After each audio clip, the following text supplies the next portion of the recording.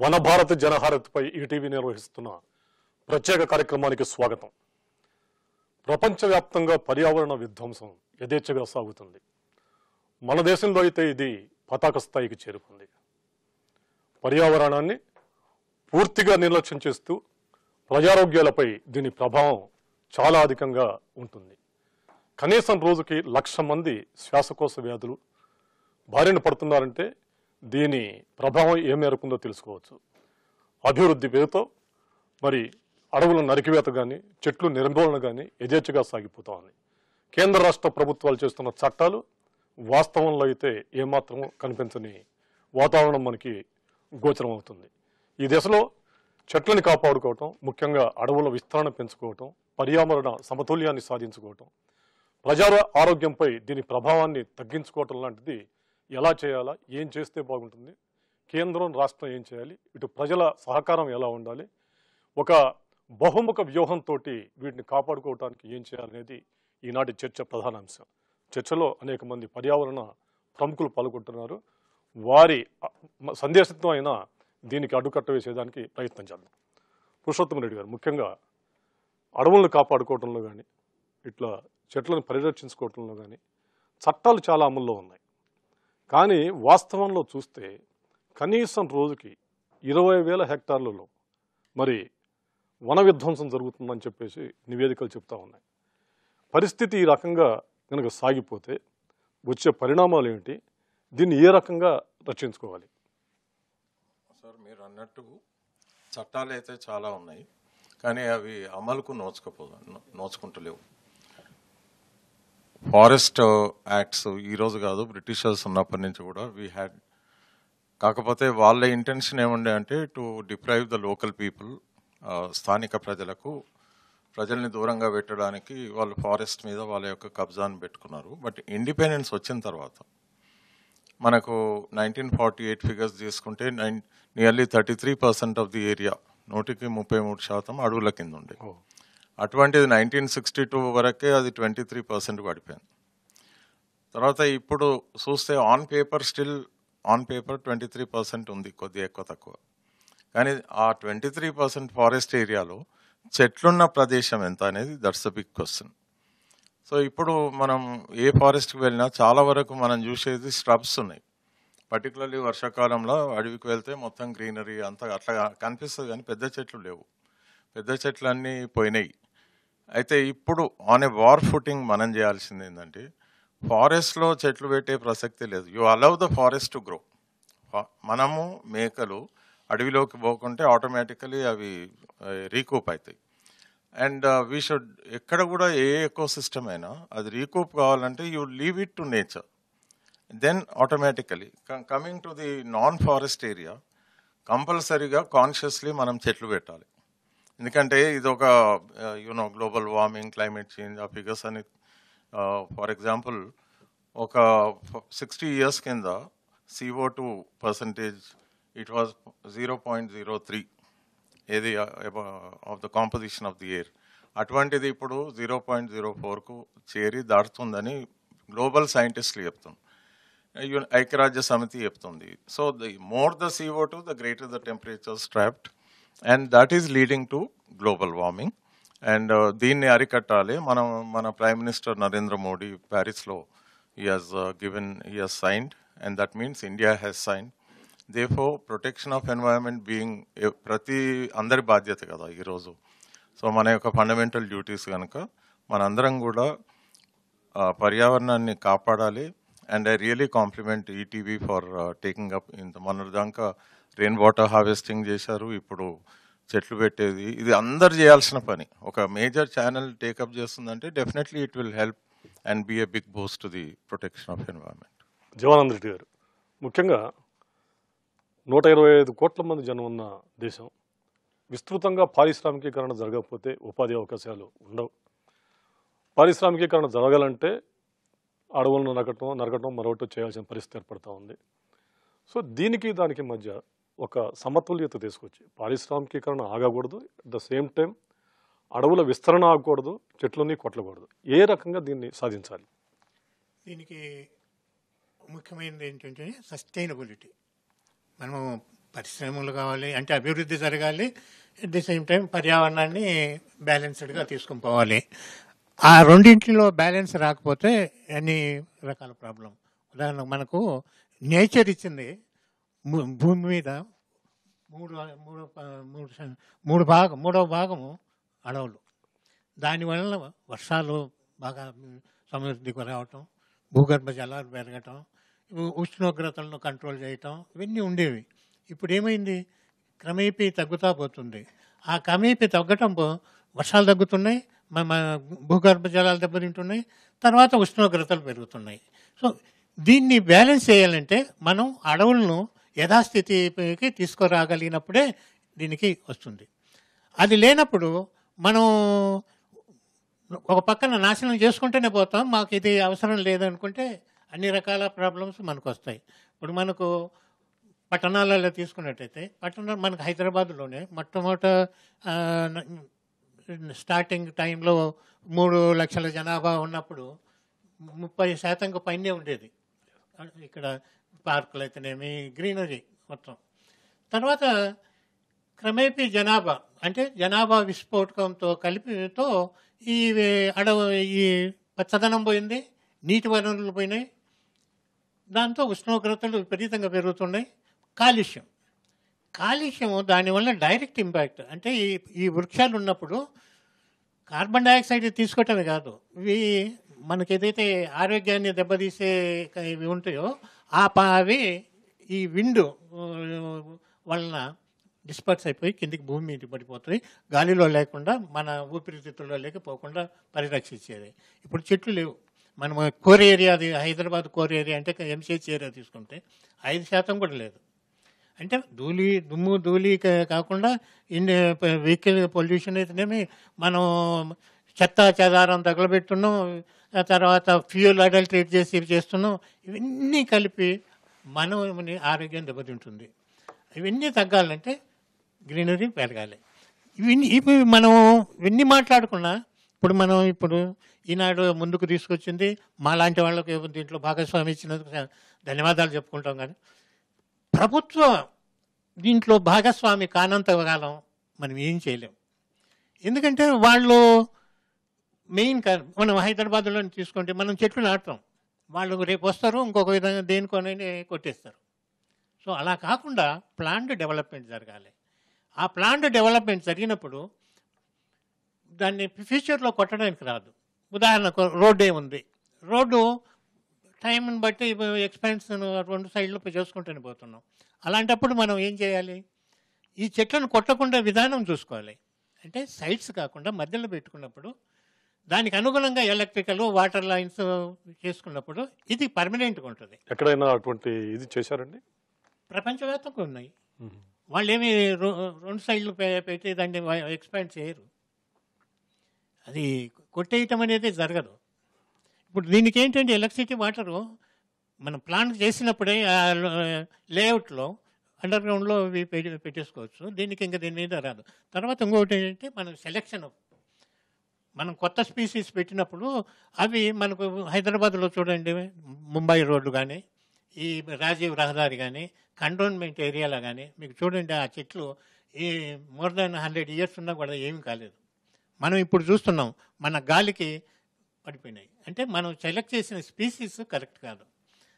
అది మనం ఈజీగా తొందరగా గ్రోత్ అయ్యేది, ఏది కెనపీ వచ్చేది చూసుకుంటున్నాం. అలా కాకుండా పర్మనెంట్గా లాంగ్ టర్మ్ లైఫ్ ఉన్నవి కావాలా, అంటే డీప్ రూటెడ్ హారిజాంటల్ రూట్స్ బాగా ఉన్నవే కావాలి.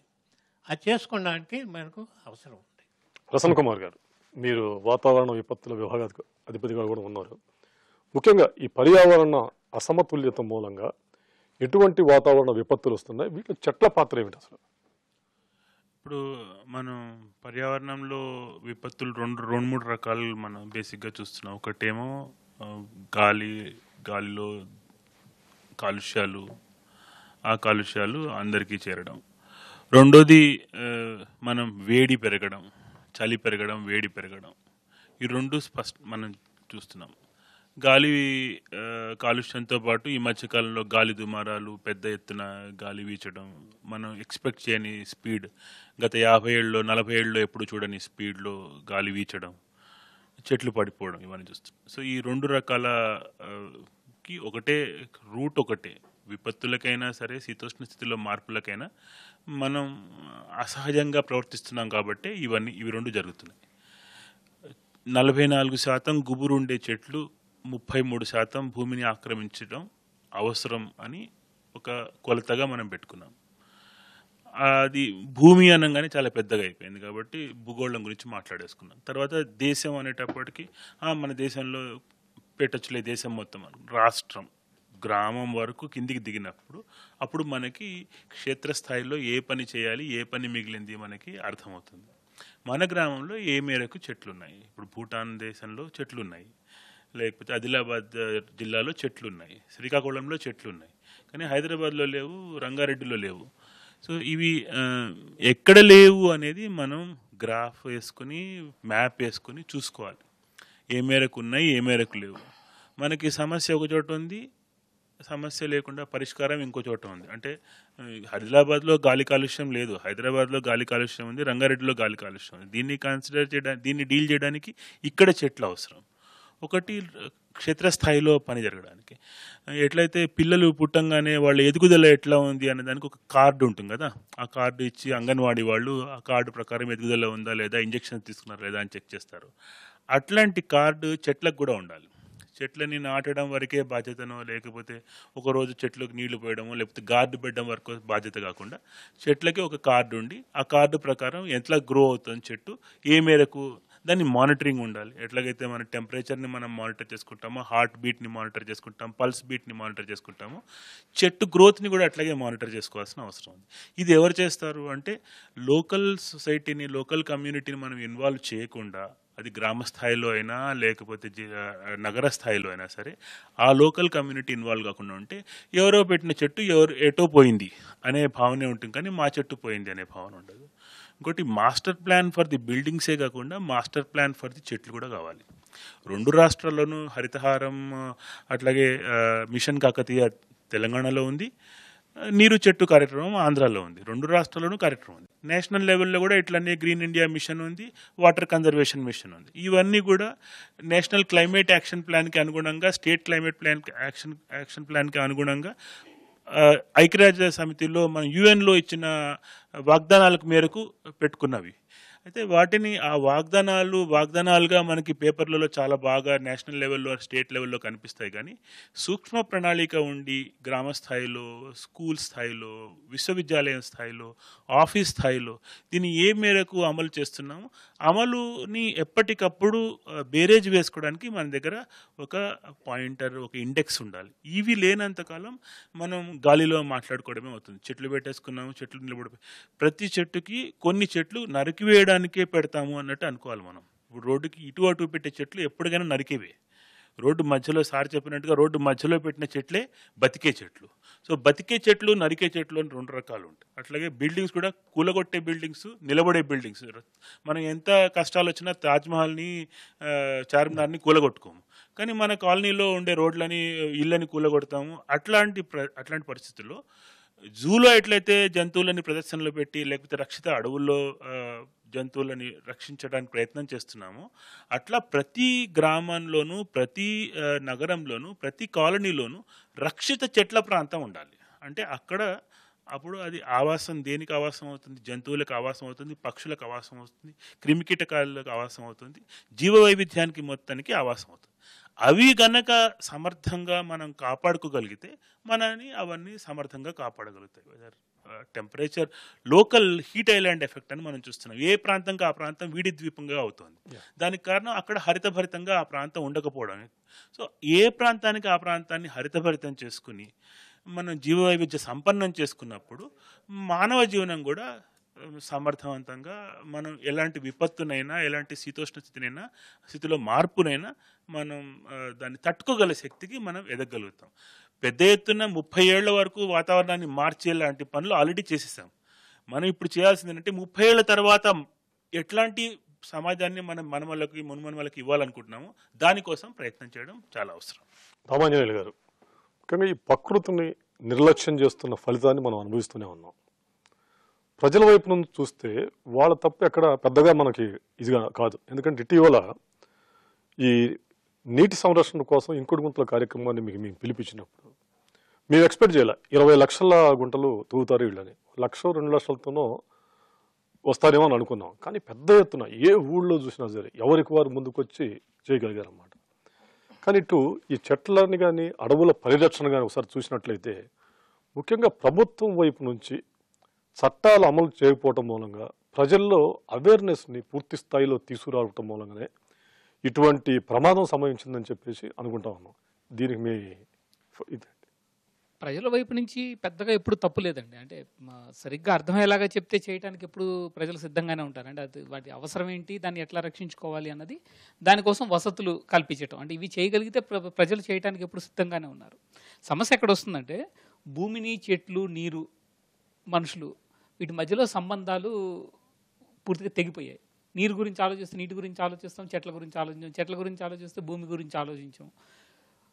మనుషులు వాళ్ళ జీవనోపాధుల గురించి, వాటికి వీటికి ఉన్న సంబంధం గురించి ఏదైతే ఉందో దాన్ని బలోపేతం చేసే దిశగా ప్రభుత్వ విధానాలు ఉండాలి. ఇప్పుడు అవన్నీ తెగిపోయి ఇవన్నీ కూడా ఒక వ్యాపారం అయిపోయిన పరిస్థితిలో ఉన్నాం ఈరోజు.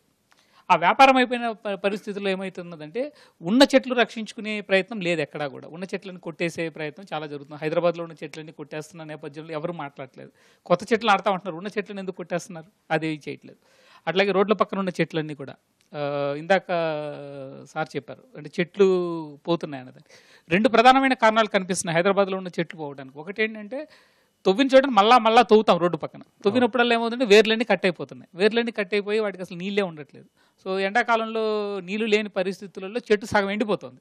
సో చిన్న గాలి రాగానే చెట్లు పడిపోతున్నాయి. అంటే మొన్న గాలి రాగానే ఆ గాలికి మొత్తం హైదరాబాద్లో ఉన్న చెట్లన్నీ పడిపోయినది మనం చేసిన తప్పు. అది చెట్లు నిలబడాలి కదా, ఆ గాలికే పడిపోయే చెట్లు ఎంతకాలం నిలబడతాయి? సో ఆ చెట్లు ఎట్లా రక్షిస్తామన్న దాని గురించి కేబీఆర్ పార్క్ చూడండి, కొట్టేస్తున్న పరిస్థితిలో ఉన్నది. అట్లాగే అభివృద్ధి పేరుతో మీరు ఇందాక ఒక మాట అడిగారు, అభివృద్ధి అవసరం అన్నది. అయితే ఏం అభివృద్ధి అవసరం అన్నది కూడా ఆలోచించుకోవాల్సిన అవసరం అయితే ఉన్నది. అంటే ఒక రాజధాని కోసం 1000 ఎకరాలు తీసేసి దానికోసం మళ్ళీ ఎక్కడో చెట్లు నాటుతామనుకునే ప్రయత్నాలు కానీ, లేకపోతే పెద్ద పెద్ద హైవేలు, రోడ్లు కావాలని చెప్పేసి చేసేది కానీ, డ్యాములు కడతామన్నది కానీ, ఇవన్నీ కూడా ఏంటంటే ప్రయత్నాలు అభివృద్ధిని తప్పుగా అర్థం చేసుకోవడంలో ఉన్నది. అభివృద్ధి పేరుతో వచ్చే కాంట్రాక్ట్ల కోసం చేసే ప్రయత్నంలో ఉన్నది. సో ఇవి మారకుండా కేవలం చెట్లు నాటితే అయ్యేది కాదు. ఇప్పుడు గత 2 సంవత్సరాల నుంచి చూడండి, ఇక్కడ తెలంగాణలో హరితహారం కావచ్చు, లేకపోతే ఆంధ్రప్రదేశ్లో నీరు చెట్టు కావచ్చు, ఎండి చెట్లు కొనుంటారు, ఎండి చెట్లు పెట్టుంటారు. చెట్లు అమ్మిన వాళ్ళకి తప్ప ఎవరికి లాభం లేదు. ఈ మొత్తం మీరు ఈ కార్యక్రమాలన్నింటిలో కూడా చెట్లు అమ్మిన వాళ్ళకి తప్పితే ఎవరికి లాభం లేదు. చెట్టు పెడితే అక్కడ నీళ్లుండే వసతి కూడా ఉండాలి. కాబట్టి కుంటల్లాగా తవ్వో లేకపోతే ట్రెంచెస్ లాగా చేసో దాని మీద పెట్టుంటే, ఇందులో సగం చెట్లు పెట్టినా కానీ ఆ సగం చెట్లని కాపాడుకునే ప్రయత్నం చేస్తుంటే అయ్యేది. లేకపోతే ఏమంటే ప్రతి సంవత్సరం ఒక పెద్ద టార్గెట్ కనిపిస్తుంది. అంటే నిజానికి స్వతంత్రం వచ్చిన రోజు నుంచి ఈ రోజు దాకా మీరు నాటిన చెట్ల లెక్క తీసుకున్నారనుకుంటే గిన భారతదేశంలో ఇప్పటికి 3 రెట్లు చెట్లతో కప్పిపడి ఉండాల్సింది. ఎక్కడుంది? వల్ల ఖాళీ అవుతున్న పరిస్థితినే ఉన్నది. అంటే ఈ నేపథ్యంలో 2-3 ప్రయత్నాలు ప్రభుత్వం వైపు నుంచి చేయాలి. అంటే చట్టాలు ఒకటే కాదు, అంటే బిగ్గెస్ట్ వయలేటర్ ఆఫ్ లా ఈరోజు ప్రభుత్వం. ఉన్న చట్టాలని వైలేట్ చేస్తున్నది బిగ్గెస్ట్ వైలేటర్ ఇస్ గవర్నమెంట్. అది గవర్నమెంట్ లా ఎట్లా పాటిస్తుంది అనేది చూడాలి. మీరు మొన్న మల్లన్న సాగర్ దాని గురించి ప్రభుత్వం మాట్లాడింది చూసుంటారు. ఏమంటున్నారు వాళ్ళు, ఆ చట్టం అమలు చేయాలంటే చాలా కాలం పడుతుంది, కాబట్టి మనం వయా మీడియా వెతుక్కుందాము అని. అంటే ప్రభుత్వమే అలా మాట్లాడితే మరి ఎట్లా కుదురుతుంది? కాబట్టి 2-3 పద్ధతులు ప్రభుత్వం పాటించాలి. ఒకటి ఏంటంటే ఇప్పుడు ఉన్న వాటిని ఎట్లా రక్షిస్తాము, దానికి ఒక ప్రణాళిక ఉండాలి. దాంట్లో ప్రజల్ని ఎట్లా భాగస్వామ్యం చేస్తాము అన్న దాని గురించి అదొకటి ప్రయత్నం చేయాలి. రెండోది, అట్లాగే సిటీలో ఉన్న చెట్లు కాపాడుకోవాలి అనుకుంటే స్థానికంగా ఉన్న వాళ్ళకి దాని మీద భాగస్వామ్యం కల్పించాలి, హక్కు కల్పించాలి. అప్పుడు ఖచ్చితంగా అవన్నీ కాపాడుకునే పరిస్థితి వస్తుంది. అట్లాగే గ్రామాలలో ఇంకో పెద్ద సమస్య ఈరోజు ఏంటంటే కామన్ ల్యాండ్స్ పూర్తిగా పోయాయి. అంటే చెట్లు రావాలి అనుకుంటే కామన్ ల్యాండ్స్ ప్రొటెక్ట్ చేయాల్సిన అవసరం ఉన్నది. దాని మీద ఆధారపడిన వాళ్ళ జీవనోపాధులు నీకు సంబంధం ఉండాలి అక్కడ. అది లేకుండా ఊరికి నేను అడవి పెంచుతాను అనుకుంటే జరిగే పని కాదు ఎప్పటికీ కూడా. అంటే తరతరాలుగా అడవులు కాపాడింది ప్రభుత్వాలు కాదు, అడవుల్లో ఉన్న ప్రజలు. కాబట్టి ఎప్పటికైనా కానీ ప్రకృతిని కాపాడగలుగుకుంటే కానీ ప్రకృతి మీద ఆధారపడిన వాళ్ళే కాపాడగలుగుతారు, కానీ ప్రకృతిని వ్యాపారం చేసుకున్న వాళ్ళు కాపాడలేరు. కాబట్టి అది ఆ మార్పు ఒకటి చూడాల్సిన అవసరం ఉన్నది. అట్లాగే ఫామ్ పాండ్స్, వాటర్ హార్వెస్టింగ్, చెట్లు, ఈ రెండింటికి సంబంధం ఖచ్చితంగా ఉండాలి. ఎక్కడైతే వాటర్ హార్వెస్టింగ్ చేస్తామో, వాటర్ హార్వెస్ట్ చేయకుండా అక్కడ మళ్ళీ చెట్లు నాటం అనవసరం, ఊరికే నాటుతాము మళ్ళీ ఎండిపోయే పరిస్థితికి వస్తుంది. అది చేయటం కానీ ఇవన్నీ ఒకటి చేయాలి. రెండోది, ముఖ్యంగా పట్టణాలలో ఈరోజు ఏదైతే మనం చూస్తూ ఉన్నామో ఒక ప్రధానమైన సమస్య మనకు చూస్తున్నది ఏంటంటే విపరీతంగా అల్యూమినియం ప్యానలింగ్ ఏదైతే జరుగుతుందో ఇళ్లకు వాటి కోసం ఇప్పుడు బిల్డింగ్స్ అన్నిటికీ అల్యూమినియం ప్యానలింగ్ హైదరాబాద్లో ఎందుకండి? దానివల్ల టెంపరేచర్ ఎంత పెరుగుతుంది, అల్యూమినియం మైనింగ్ ఎంత జరుగుతుంది, ఇవన్నిటికి కూడా ఉన్న సంబంధం కూడా ఆలోచించాలి కదా మనం. ఈరోజు హైదరాబాద్లో మీరు హైటెక్ సిటీ ఏరియాకి వెళ్తే గిన దాదాపు 2 ఊర్లు మిగిలిన సిటీకిను అక్కడికి ఒక 2-3 డిగ్రీల టెంపరేచర్ వేరియేషన్ ఉంటుంది గ్లాస్ ప్యానలింగ్ వీటన్నిటికీ కూడా. కాబట్టి మనకి ఎలాంటి అభివృద్ధి కావాలి అన్న దాని మీద చాలా స్పష్టమైన అవగాహన ప్రభుత్వానికి రావాలి ఫస్ట్. తర్వాత దాంట్లో ప్రజల్ని భాగస్వామ్యం చేయగలగాలి. ఇది చేస్తే కొంచెం మార్పు వస్తుంది, కానీ లేకపోతే తూతూ మంత్రంగా ఈ ప్రక్రియ నడుస్తూనే ఉంటుంది. ఎప్పటికీ కూడా మనం ఇలా మాట్లాడుకుంటూనే ఉంటాము, విధ్వంసం జరుగుతూనే ఉంటుంది. కరుణాకర్ రెడ్డి గారు, ముఖ్యంగా నీటి కాలుష్యం కూడా విపరీతంగా పెరిగిపోయిన సందర్భాన్ని చూస్తా ఉన్నాం. కనీసం 15-20% మంది జనానికి కూడా మరి ఒక స్వచ్ఛమైన నీరు దొరకట్లేదు. 80% మంది జనం కలుషిత నీరుతోనే కాలక్షేపం చేస్తున్నారు అని చాలా నివేదికలు చెబుతా ఉన్నాయి. సో ఇటు నీటి కలుషితానికి చెట్టుకి ఉన్న సంబంధం ఏమిటి? ప్రపంచవ్యాప్తంగా వాట్ ఎవర్ మనం ఏదైనా డెవలప్మెంట్ జరుగుతుంది అనుకుంటున్నామండి. ఇప్పుడు నీటి కాలుష్యం ఎందుకు పెరుగుతుందంటే బికాజ్ ఆఫ్ ఒకటేమో గ్రౌండ్ వాటర్ మొత్తం తోడేస్తూ ఉన్నాము, వీలైనంత వరకు ఎక్కువ తోడేస్తూనే ఉన్నాము. తర్వాత ఎక్కడైతే తోడేసిన వాటర్ ఎక్కడైతే ఉందో ఇప్పుడు మనం అనుకుంటాం చెట్టుకు ఎలా ఉందంటే చెట్టు వేరు మహా అంటే ఒక 20 ఫీట్లు వెళ్తుంది, 30 ఫీట్లు వెళ్తుంది, 40 ఫీట్లు, కొన్ని మరీ పెద్ద ఉంటే 50 ఫీట్లు. ఇప్పుడు నగరాలలో కానీ ఇక్కడ ఈవెన్ గ్రామాలలో కానీ ఎక్కువ కూడా భూగర్భ జలాల మీద మనం ఆధారపడి ఉన్నాం. సో ఎక్కడ చూసినా 250 నుంచి 300 ఫీట్లకు ఎక్కడ తక్కువ లేదు. హైదరాబాద్లో అట్లీస్ట్ ఒక 1500 నుంచి 2000 ఫీట్ వరకు వెళ్తున్నాం. సో ఒకసారి భూమి లోపలికి వెళ్ళిన తర్వాత ఫస్ట్ మొక్కలకు పెద్ద పెద్ద వృక్షాలకు కూడా ఎక్కడ నీళ్లు దొరికే సమస్య లేదు ఒకటి.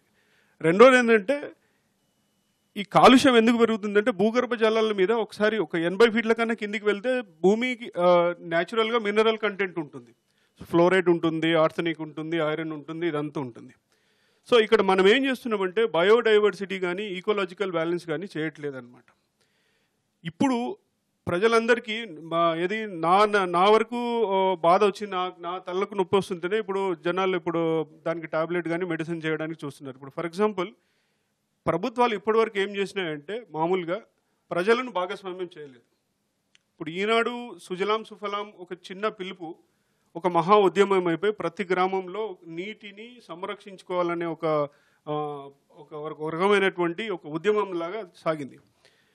ఎందుకు అంటే కారణము కేవలము ప్రజల పార్టిసిపేషన్ ఉన్నందుకే. ఇంతకుముందు ఏదైనా కానీ అంటే ఏదైనా ఒక సమస్య ఉంటే ఈ సమస్యకు వేరే వాళ్ళు సొల్యూషన్ ఇస్తారు, మనం కాదు సొల్యూషన్ అని అనుకుంటాము. సో అది కాకుండా ఎక్కడైతే ఇప్పుడు మామూలుగా ప్రజల భాగస్వామ్యము ప్రభుత్వాలకు తక్కువ ఉన్నా కానీ ఇప్పుడు ఇక్కడ ఇలాంటి ఒక సందర్భం భారతదేశంలో సోషల్ కల్చర్ చాలా పెద్దగా ఉన్నదండి. ఫర్ ఎగ్జాంపుల్ మనం ఇప్పుడు ఒక ప్రభుత్వం ఒక బతుకమ్మ పిలుపునిస్తే మొత్తం రాష్ట్రం అంతా బతుకమ్మ ఆడతారు మొత్తం. సో బోనాల పండుగ ఇప్పుడు వస్తుంది, మొత్తం హైదరాబాద్ అందరు బోనాల పండుగ ఆడతారు. అట్లాగనే ఇది కూడా ఒక పెద్దగా ఒక రకమైనటువంటి ఒక సోషల్ కల్చర్ను ఇన్వైట్ చేయాలి. రెండోది ఏంటంటే బేసిక్గా మన దగ్గర ఈ గవర్నమెంట్ అఫీషియల్స్ టూరింగ్ చేస్తూ ఉంటారు, స్టడీ టూర్ అని అదేని. వీళ్ళు ఎవరైతే స్టడీ టూర్ చేస్తారో వీళ్ళకి ఎంతవరకు రిటర్న్ తీసుకొచ్చారు? ఎన్నో లక్షల కోట్ల రూపాయలు మనము పెట్టినాము. వీళ్ళు అక్కడ వెళ్ళినాము, అక్కడ వెళ్ళి స్టడీ చేసినాము, ఇక్కడ వెళ్ళి స్టడీ చేసినాం. రిటర్న్ ఏమైనా వచ్చి ఇచ్చినారో తెలియదు. బేసిక్గా ఈ ఐఏఎస్ ఆఫీసర్స్ ఎవరైతే వెళ్తున్నారో వీళ్ళకి అసలు ప్రజల దగ్గర కానీ లేకపోతే మామూలుగా మనుషుల దగ్గర మాట్లాడడానికి టైమే ఉండదు. మనం వెళ్ళి ఏదైనా ఒక ఇన్నోవేటివ్ ఐడియా ఇస్తే సర్లేండి చూస్తామని పక్క పెడతారు. స్టడీ చేయడానికే టైం ఉండదు. వీళ్ళు బయట పోయి ఏం తీసుకొస్తారు? మా ఎక్స్పీరియన్స్ ప్రకారం ఏంటంటే వీలైనంత వరకు సోషల్ ఏదైతే మన కాలనీ ప్రజలని ఇన్వాల్వ్ చేయడము, యూనివర్సిటీ స్టూడెంట్స్ ఇన్వాల్వ్ చేయడము, తర్వాత చిన్నపిల్లల్ని అంటే ఈవెన్ స్కూల్ లెవెల్ వీళ్ళని కూడా ఈ స్టడీ టూర్లో ఇన్వాల్వ్ చేయండి. ఎట్లాగో మీకు టైం ఉండదు, మీకు ఎదిగా ఉండదు, వీళ్ళు ప్రాజెక్ట్ తీసుకొని వస్తారు, వీళ్ళని మళ్ళీ రివ్యూ చేయండి మీరు ఎక్కడ వెళ్ళి ఏం చేశారు. ఫర్ ఎగ్జాంపుల్ ఒకటి మీరు చూస్తే ఇప్పుడు అర్బన్ ప్లాంటేషన్ అని రూరల్ ప్లాంటేషన్ అని మనం మాట్లాడుతున్నాము. Belgaum is the best example అండి. ఇండియాలో నేను చూసింది Belgaum city is the best example. వాళ్ళు ఎంత బాగా చేశారంటే ఒక బ్లాక్స్ చేశారనమాట. అవెన్యూ ప్లాంటేషన్ అంటే ఏంది, ఆర్నమెంట్ ప్లాంటేషన్ అంటే ఏంది, మెడిసినల్ బ్లాక్ అంటే ఏంటి, వాళ్ళు చాలా బాగా చేశారు. ఇప్పుడు బెల్గాం సిటీలో వెళ్ళి చూస్తే మీరు అన్నట్లు అక్కడ దాదాపుగా వేరే అదర్ అర్బన్ సిటీకి అక్కడ ఆల్మోస్ట్ ఒక 3 డిగ్రీ టెంపరేచర్ ఆల్వేస్ తక్కువ ఉంటుంది. విపరీతంగా చెట్లు పెరుగుతాయి. మనం ఏమంటున్నాం అంటే చెట్టు పెంచుతున్నాము, చెట్టుకు ఎంత లోతు ఎంత నేల కావాలా, దానికి వెడల్పు పొడవు ఎంత విస్తీర్ణం కావాలా, ఇక్కడ ఏమాత్రం క్యాలిక్యులేషన్ లేదు, కేవలం నెంబర్ గేమ్ ఆడుతున్నాం మనం. ఇప్పుడు ఈ సంవత్సరము మనము ఈ హరితహారంలో ప్రోగ్రాంలో 4 కోట్ల మొక్కలు పెట్టాలనుకో. ఏ మొక్కలు పెడతారు, ఎక్కడ పెడతారు, భౌగోళిక పరిస్థితులు అనుకూలిస్తాయా, ఓకే, దాన్ని ఎవరు పెంచుతారు, ఎవరు ఓనింగ్ చేసుకుంటున్నారు, ప్రజలు ఎంతవరకు దాని ముందరికి వచ్చారు, ఎంతమంది స్టూడెంట్స్ ముందరికి వచ్చారు, ఎంతమంది యూనివర్సిటీ ముందరికి వచ్చారు, దాన్ని ఎవరు మానిటరింగ్ చేస్తున్నారు. ఒక కాలనీలో మొక్కలు పెడితే కాలనీ వాళ్ళని ఇన్వాల్వ్ చేశారా, కాలనీ వాళ్ళకి తెలియదు, కొట్టేటప్పుడు తెలియదు, ఏం తెలియదు. తర్వాత ఇప్పుడు ఈ రోజు కూడా మీరు చూడండి, రోడ్డు మీద మొక్కలన్నీ కట్ చేస్తున్నారు, ఇక్కడ కరెంట్ వైర్లకు అడ్డం వస్తున్నాయని. కరెంట్ వైర్లకు అడ్డం వచ్చే దగ్గర మొక్కలు ఎందుకు వేస్తున్నాం, పెద్ద పెద్దవి కదా, చిన్న చిన్న గాల్లోకి పడిపోతున్నాయి. ఎందుకు పడిపోతున్నాయి అంటే అసలు ఏ ప్లేస్లో ఏ మొక్కలు పెట్టాలో మన దగ్గర టెక్నికల్ ఇది లేదు. సో అదొకటి. రెండోటి ఏంటంటే కేవలం ఒక రకంగా మన దగ్గర చాలా వరకు అందరం ఒకటే మాట్లాడుతున్నాము, చెట్లు పెంచితేనే మనకు పర్యావరణం సమతుల్యం అవుతుంది. కరెక్ట్ కాదు, ఓకే. కరెక్ట్ కాకుండా ఏంటంటే చెట్లు పెంచకుండా there are lot of alternatives ఉన్నాయి మన దగ్గర. ఆల్టర్నేటివ్ ఎనర్జీ మనం అసలు యూజ్ చేయట్లేదు, సోలార్ ఎనర్జీని యూజ్ చేయట్లేదు. ఒకవేళ సోలార్ ఎనర్జీని యూజ్ చేస్తే కూడా మనకు చాలా వరకు వీలైనంత వరకు కాలుష్యం తగ్గిస్తాం, ఎందుకంటే థర్మల్ ఎనర్జీ తక్కువైపోతుంది, ఇదంతా అవుతుంది. రెండవది ఏంటంటే బేసిక్గా ఇప్పుడు ఎయిర్ కండిషన్స్ ఉన్నాయండి, వీలైనంత వరకు ice cold air condition use చేస్తున్నాం మనం. అవగాహన జనాలకు ఇస్తే ఒక 2 డిగ్రీ 3 డిగ్రీ టెంపరేచర్ ఇంక్రీజ్ చేస్తే ఏమి ఇబ్బంది లేదు, బట్ అక్కడ కూడా ఐస్ కోల్డ్ ఇది చేస్తున్నాం. తర్వాత ఎనర్జీ లాసెస్ చాలా ఉన్నాయి. ఎక్కడైతే ఇప్పుడు ఎక్కువ ఎనర్జీ లాస్ చేసేది ఎవరంటే గవర్నమెంట్ ఆఫీసులలో అన్నిట్లలో చూడండి, వీలైనంత వరకు ఆఫీసర్ రాడు, బట్ ఎయిర్ కండిషన్ నడుస్తూనే ఉంటుంది. సో ఇట్లా there are lot of places where we can substitute చేయొచ్చు దీన్ని. సో ఇలాంటి అవగాహన కార్యక్రమాలు, అవగాహన అనేది ప్రజలలో ఎక్కువ ఉండాలి, ప్రజల పార్టిసిపేషన్ ఎక్కువ ఉండాలి. ఎట్లయితే ఇప్పుడు మొక్కలు పెంచాలనుకుంటున్నాం, నీళ్ళు ఉన్నాయండి మన దగ్గర, 4 కోట్ల మొక్కలు పెంచాలి. వర్షాలు పడకపోతే ఏమైతే 4 కోట్ల మొక్కలు చనిపోతాయి. ఎవరు పోస్తారు నీళ్ళు, జనాలకు తాగడానికి వాడుకోవడానికి నీళ్ళు లేవు. సో రెయిన్ వాటర్ హార్వెస్టింగ్ అయిన తర్వాత వీలైనంత వరకు గ్రౌండ్ వాటర్ లెవెల్ పెరిగిన తర్వాతనే మనం మొక్కలు పెంచగలుగుతాం, లేకపోతే లేదు. సో ప్రతిదానికి ఏదైనా బ్యాకప్ ఉండాలి. ఈ బ్యాకప్ లేకుండా ఏదైనా ప్లాన్ చేస్తున్నాము, ఈరోజు వర్షం పడంగానే మొక్కలు పెడతాం, 2 వర్షాలు పోగానే పంటలు పోతున్నాయి, పంటలు పోతే రైతులు పోతున్నారు, ఇక్కడ పబ్లిక్ ట్యాక్స్ పేయర్స్ మనీ అంతా పోతుంది వేస్ట్. 4 కోట్ల మొక్కలు పెడతాము, పోతాయండి. సో అది కాకుండా there will be sustainability plan ఉండాలి. మీరు అన్నట్లు ప్రతి మొక్కకు ఒక కార్డు పెట్టడం అనేది అది చాలా ఇది. తర్వాత కార్డు పెట్టడం కంటే ఎవరినో ఇది చేయకుండా ప్రతి ఒక్కరు నేను ఒక మొక్కను, ఇది నా మొక్క, దానికి ఒక పేరు పెట్టుకుంటా. ఇప్పుడు మనం మామూలుగా ఇళ్ళల్లో పెట్ పెంచుకుంటాం, కుక్కలు పెంచుకుంటాం, ఇంకొకటి దానికి ఒక పేరు పెడతాం. అలాగనే ఒక మొక్కకు కూడా పేరు పెట్టుకొని ప్రతి సంవత్సరం దాని గురించి దానికి ఒక బర్త్డే చేయడము అట్లాంటిది. అంటే అది చేస్తే ఏమవుతుందంటే దానివల్ల మొక్కలు పెరగడానికి ఎక్కువ అవకాశం ఉంది. తర్వాత recycling of water, urban water recycling చేస్తే న్యూట్రియంట్ వాటర్ అండి మొక్కలకు, అది ఎక్కడ కూడా జరగట్లేదు. సో ఇది చాలా important. 80% of our water is going in to drain, okay. దాన్ని ఒకవేళ రివర్స్ చేసి, there are lot of technology availability ఉంది, టెక్నాలజీ యూజ్ చేసి ఈ ఏదైతే సీవేజ్ వాటర్ ఉందో దీని అన్నింటినీ రీసైక్లింగ్ చేసి దీనికి ఒకవేళ మొక్కలకు ప్రాపర్గా వాడుకోగలిగితే చాలా వరకు మనం గ్రీనరీ, ఆర్నమెంటల్ ప్లాంటేషన్ పెట్టుకోవాలి. మీరు అన్నట్లు ఇప్పుడు ఇక్కడ మనం హైదరాబాద్ సిటీలో ఓన్లీ ఆర్నమెంట్, మనకు చూడడానికి పూల మొక్కలు లాంటిది పెట్టుకోవాలి. అడవి ప్రాంతాలలో పెద్ద లాంగ్ టర్మ్ ప్లాంట్స్ పెట్టుకోవాలి. ఇట్లాంటిది జనాలకు అవగాహన ఇచ్చినంత వరకు ఇట్లాంటివి జరగదని నేను అనుకుంటున్నాను. రామదేవరావు గారు, మీరు చాలా అద్భుతమైన వృక్షాలను పెంచుతున్నారు. ముఖ్యంగా ప్రపంచవ్యాప్తంగా తిరిగి వాటిని తీసుకొచ్చి ఇక్కడ పెంచుతున్నారు, గొప్పగా ఇచ్చేసారు. మీరు టీవీలో మాట్లాడుతూ కూడా జంతు ప్రదర్శనశాల లాగానే వృక్ష ప్రదర్శనశాలలు కూడా ఉంటే కనుక వాటిని కూడా చాలా వీక్షకులు వస్తారు, చూస్తారని చెప్తున్నారు. సో వీటన్నిటిని పెంచడంలో సేకరించి మీ అనుభవాలు ఏంటి, వీటిని పెద్ద ఎత్తున ప్రజల్లో తీసుకుపోవడానికి ఎటువంటి కార్యక్రమం నిర్వహిస్తే బాగుంటుంది? హలో, ఇది బొటానికల్ గార్డెన్ అనేది యాక్చువల్గా ప్రతి 10 లక్షల నుంచి 15 లక్షల పాపులేషన్ ఉన్న ప్రతి సిటీలో ఇది అవసరం అండి. మన ఏపీలో అంటే మన 2 స్టేట్లో కలిపితే ఒక 5 జూలు ఉన్నాయి. అట్లాగా ఒక్క బొటానికల్ గార్డెన్ కూడా లేదు. మన ఇండిపెండెన్స్ బిఫోరు వచ్చేసేసి బ్రిటిషర్స్ 8 బొటానికల్ గార్డెన్స్ స్టార్ట్ చేశారు. ఇప్పుడు ఒక 6 మాత్రమే ఉన్నాయి. మిగతా అంటే 2 ఆల్మోస్ట్ డెడ్. తర్వాత ఈ 6 కూడా వచ్చేసి ఓన్లీ 30% కెపాసిటీతో మాత్రమే ఉన్నాయి. అదే యూఎస్లో చూస్తే 2800 బొటానికల్ గార్డెన్స్ ఉన్నాయి. తర్వాత వచ్చేసేసి యూకేలో 1400 బొటానికల్ గార్డెన్స్ ఉన్నాయి. ఇవన్నీ అసలు నేను ఎందుకు చెప్తున్నానంటే యాక్చువల్గా ఇప్పుడు వచ్చేసి ప్రజలు వచ్చేసి జూకి వెళ్తారు, జంతువుల్ని చూస్తారు, ఆనందిస్తారు. తర్వాత ఇప్పుడు వచ్చేసి వాళ్ళు ఒకవేళ అనుకున్నా కూడా ఒక పులిని పెంచుకుందాం అని చెప్పేసి ఫీలింగ్ వచ్చినా కూడా పెంచుకోలేరు. అదే ఒక బొటానికల్ గార్డెన్ పోయి ఒక చెట్టును చూసారనుకోండి, ఆ చెట్టును తీసుకుని వాళ్ళ ఇంట్లో పెంచుకోవచ్చు. దానివల్ల ఎన్విరాన్మెంట్కి చాలా లాభం అవుతుంది, వాళ్ళ ఆనందం కూడా వాళ్ళకు ఎంజాయ్ చేయడం అవుతుంది. అట్లాగా ఇవన్నీ ఇన్స్పైర్ కావడానికి అని చెప్పేసి నేను ఆ కాన్సెప్ట్లో పోయాను. వచ్చేసి నేను కూడా ప్లాంట్ లవర్ని. వచ్చేసి రోడ్ వైండింగ్లో పోయే చెట్లను చాలా ట్రాన్స్ప్లాంట్ చేశాను నేను. తర్వాత విజయవాడ రోడ్లో కూడా రోడ్ వైండింగ్లో పోయేప్పుడు కూడా నేను కాపాడడానికి జిఎంఆర్ వాళ్ళని నేను రిక్వెస్ట్ చేశాను, వచ్చేసి ట్రాన్స్ప్లాంట్ చేయండి. 18,000 చెట్లు అక్కడ కొట్టేస్తున్నారు, మీరు కొంచెం 2,600 crores బడ్జెట్ రోడ్ దీనికి, దాంట్లో కనీసం 1% స్పెండ్ చేస్తే మనం చేయొచ్చు అని అంటే వారు అన్నారు, లేదండి మా దీని ప్రకారం అగ్రిమెంట్ ప్రకారం ఒక చెట్టుకి వచ్చేసేసి 6 మొక్కలు నాటుతాం. ఆ చెట్లు వచ్చేసి 100 years ఓల్డ్ చెట్లు. ఈ 6 మొక్కలు ఎప్పుడు ఆ సైజు కావాలా, ఈ మొక్కలు వచ్చేసి అంత హెల్ప్ ఎన్విరాన్మెంట్కి ఎప్పుడు చేయాలి. కాబట్టి నేను దాని గురించి అడిగితే వాళ్ళు ఏం పట్టించుకోలేదు. ఇప్పుడు వచ్చేసి ఫైకస్ అనే కొన్ని చెట్లకి ఏంటంటే దాంట్లో బెనిఫిట్, ప్రతి కొమ్మని ఒక చెట్టు చేయవచ్చు.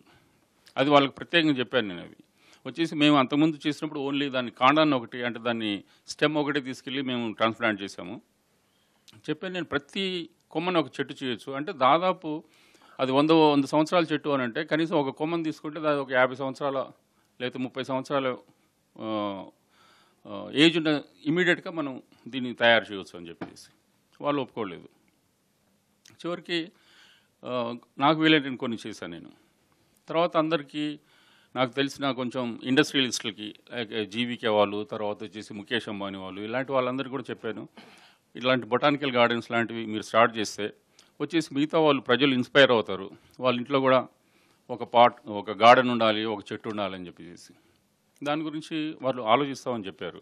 డెఫినెట్గా ఇది రావడానికి అవకాశం ఉందని అనుకుంటున్నాను.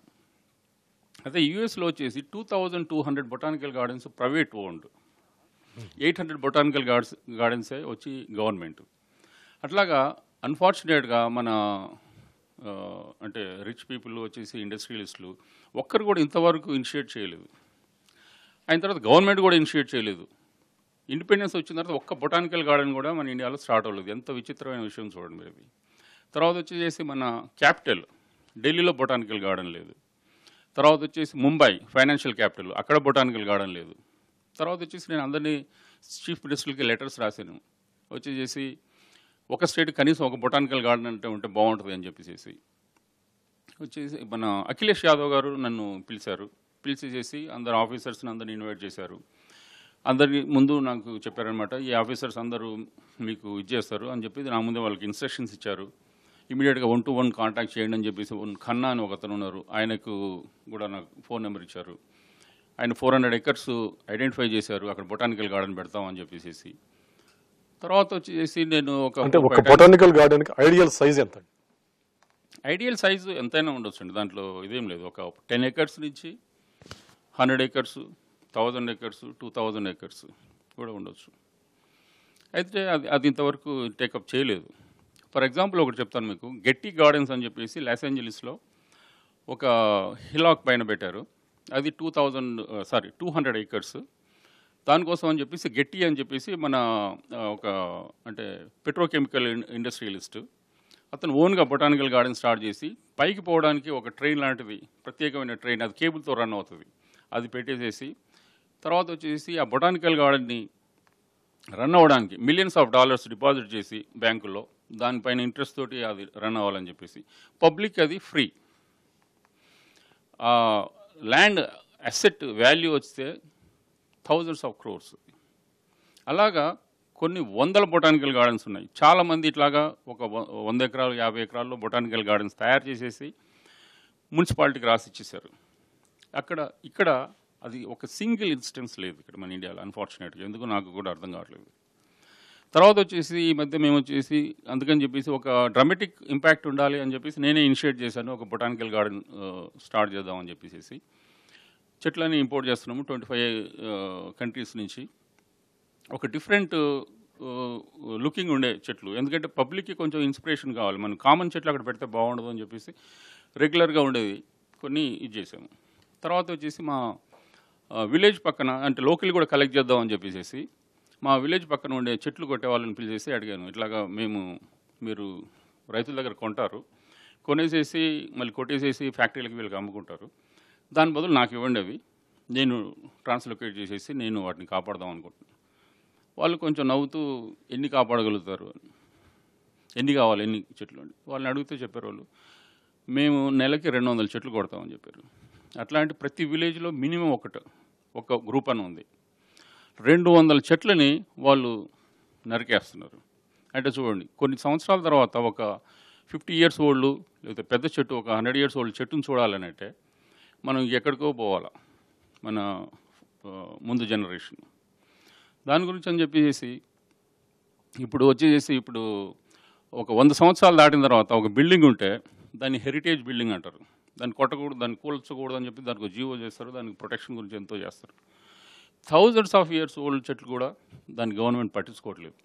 రీసెంట్గా 1500 years ఓల్డ్ చెట్టు ఒకటి వచ్చేసి ఇప్పుడు లేఅవుట్లో కొట్టేస్తున్నాం అని పోతే మాకు ఇన్ఫర్మేషన్ వస్తే చివరికి వెళ్ళేసి దాన్ని కాపాడాం.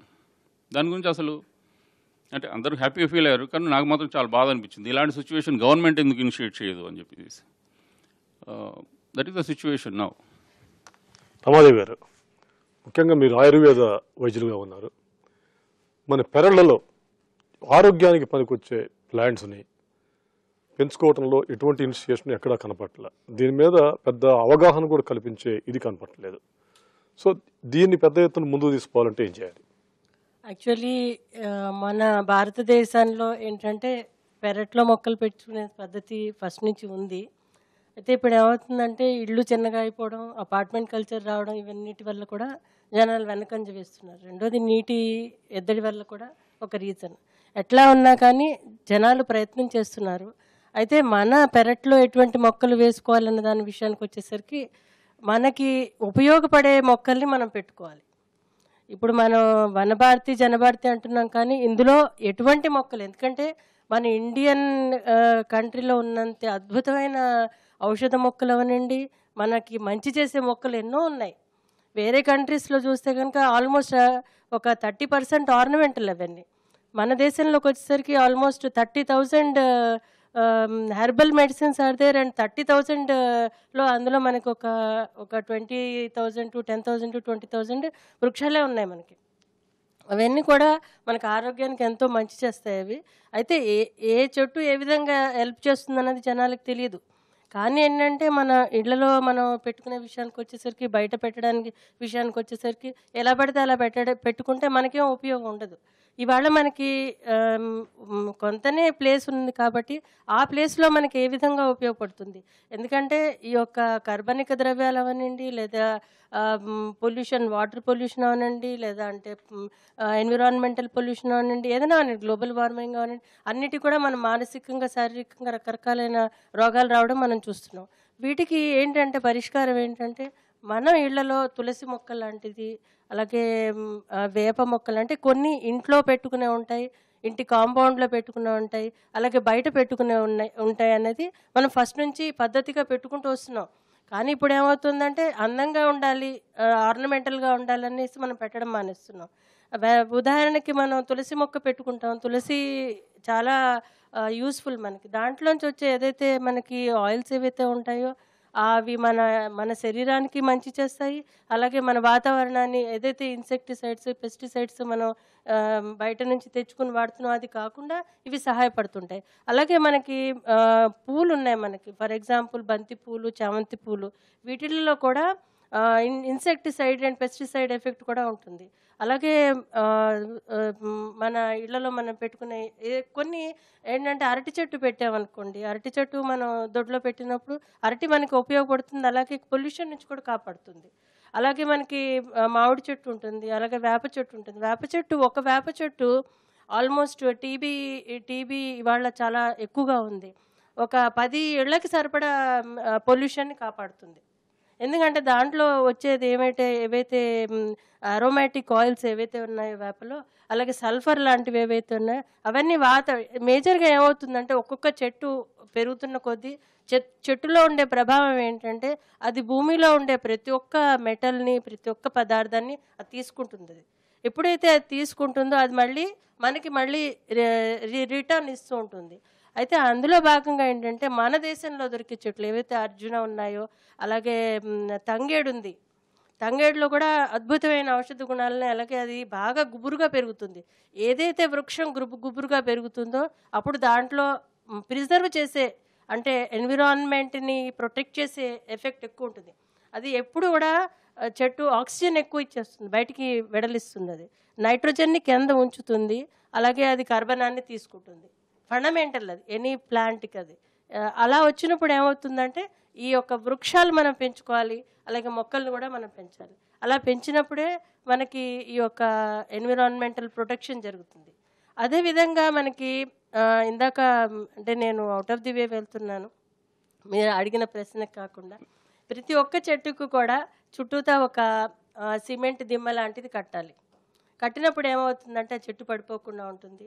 అలాగే కొన్ని వృక్షాలు కానీ కొన్ని చెట్లు కానీ అది చాలా సంవత్సరాలు ఉంటాయి. ఫర్ ఎగ్జాంపుల్ మేము కాంచనారా అని అంటాం, అది యాంటీ క్యాన్సరస్ మెడిసిన్స్ ప్రాపర్టీస్ ఉంటాయి దాంట్లో. అది కాంచనారా రోడ్ సైడ్ అవెన్యూ ట్రీ కింద పెట్టుకోవచ్చు.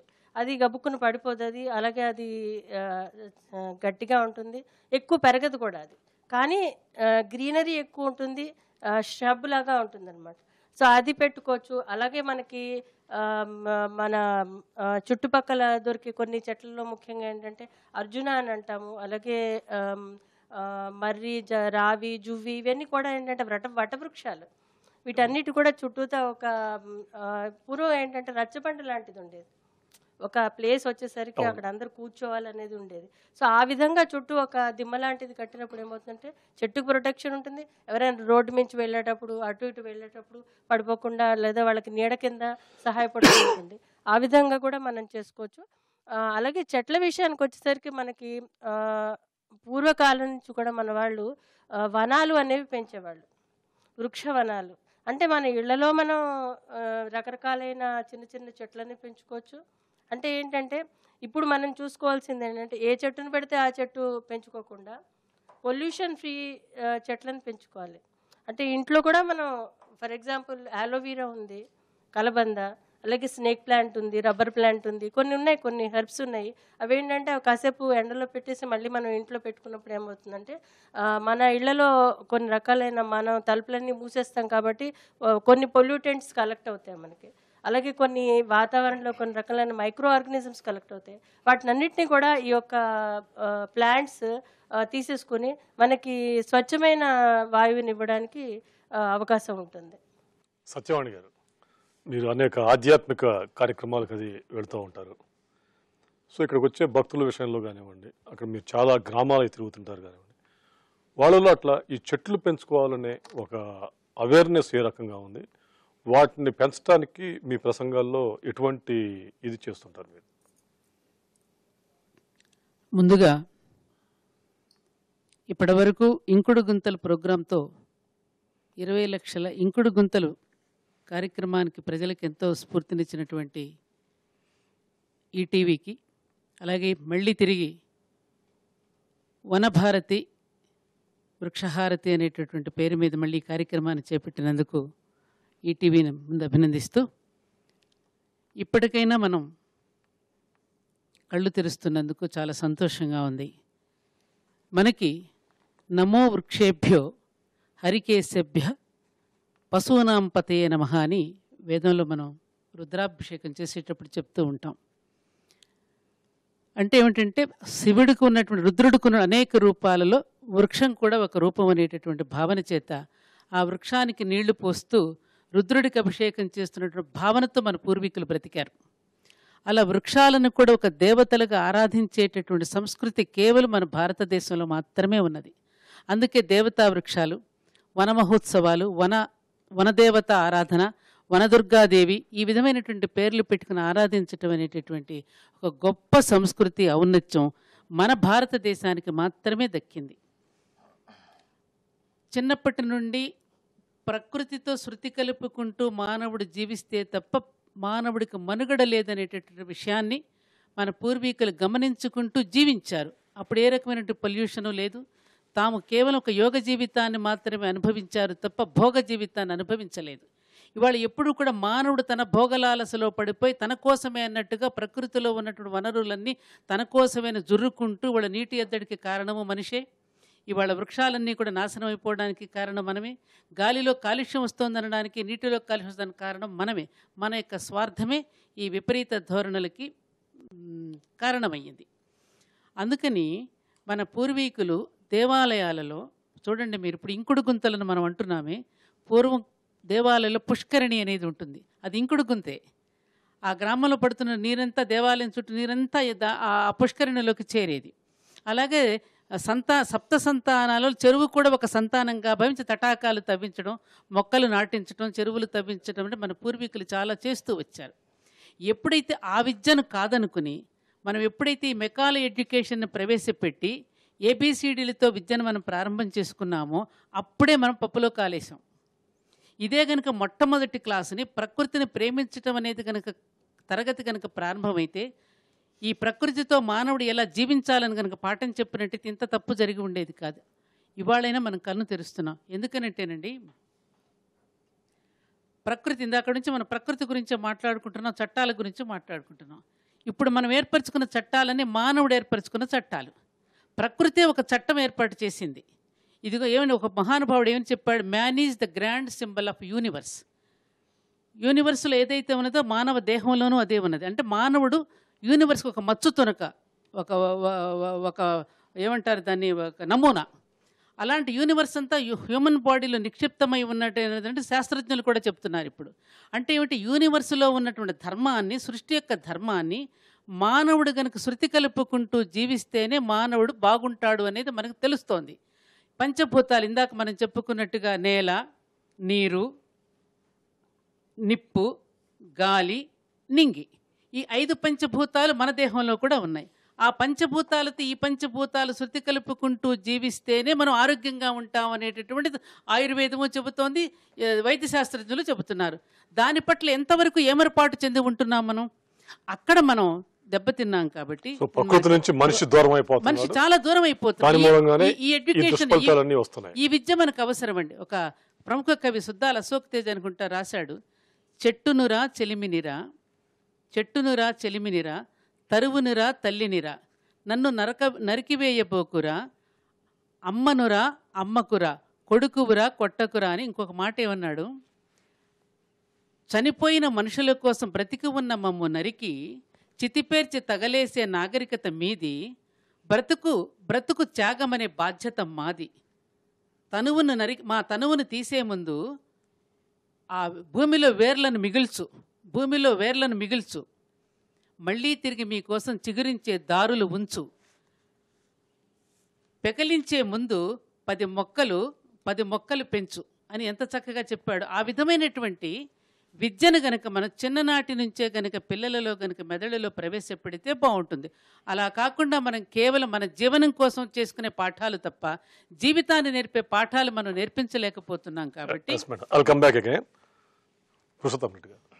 ముఖ్యంగా దేశంలో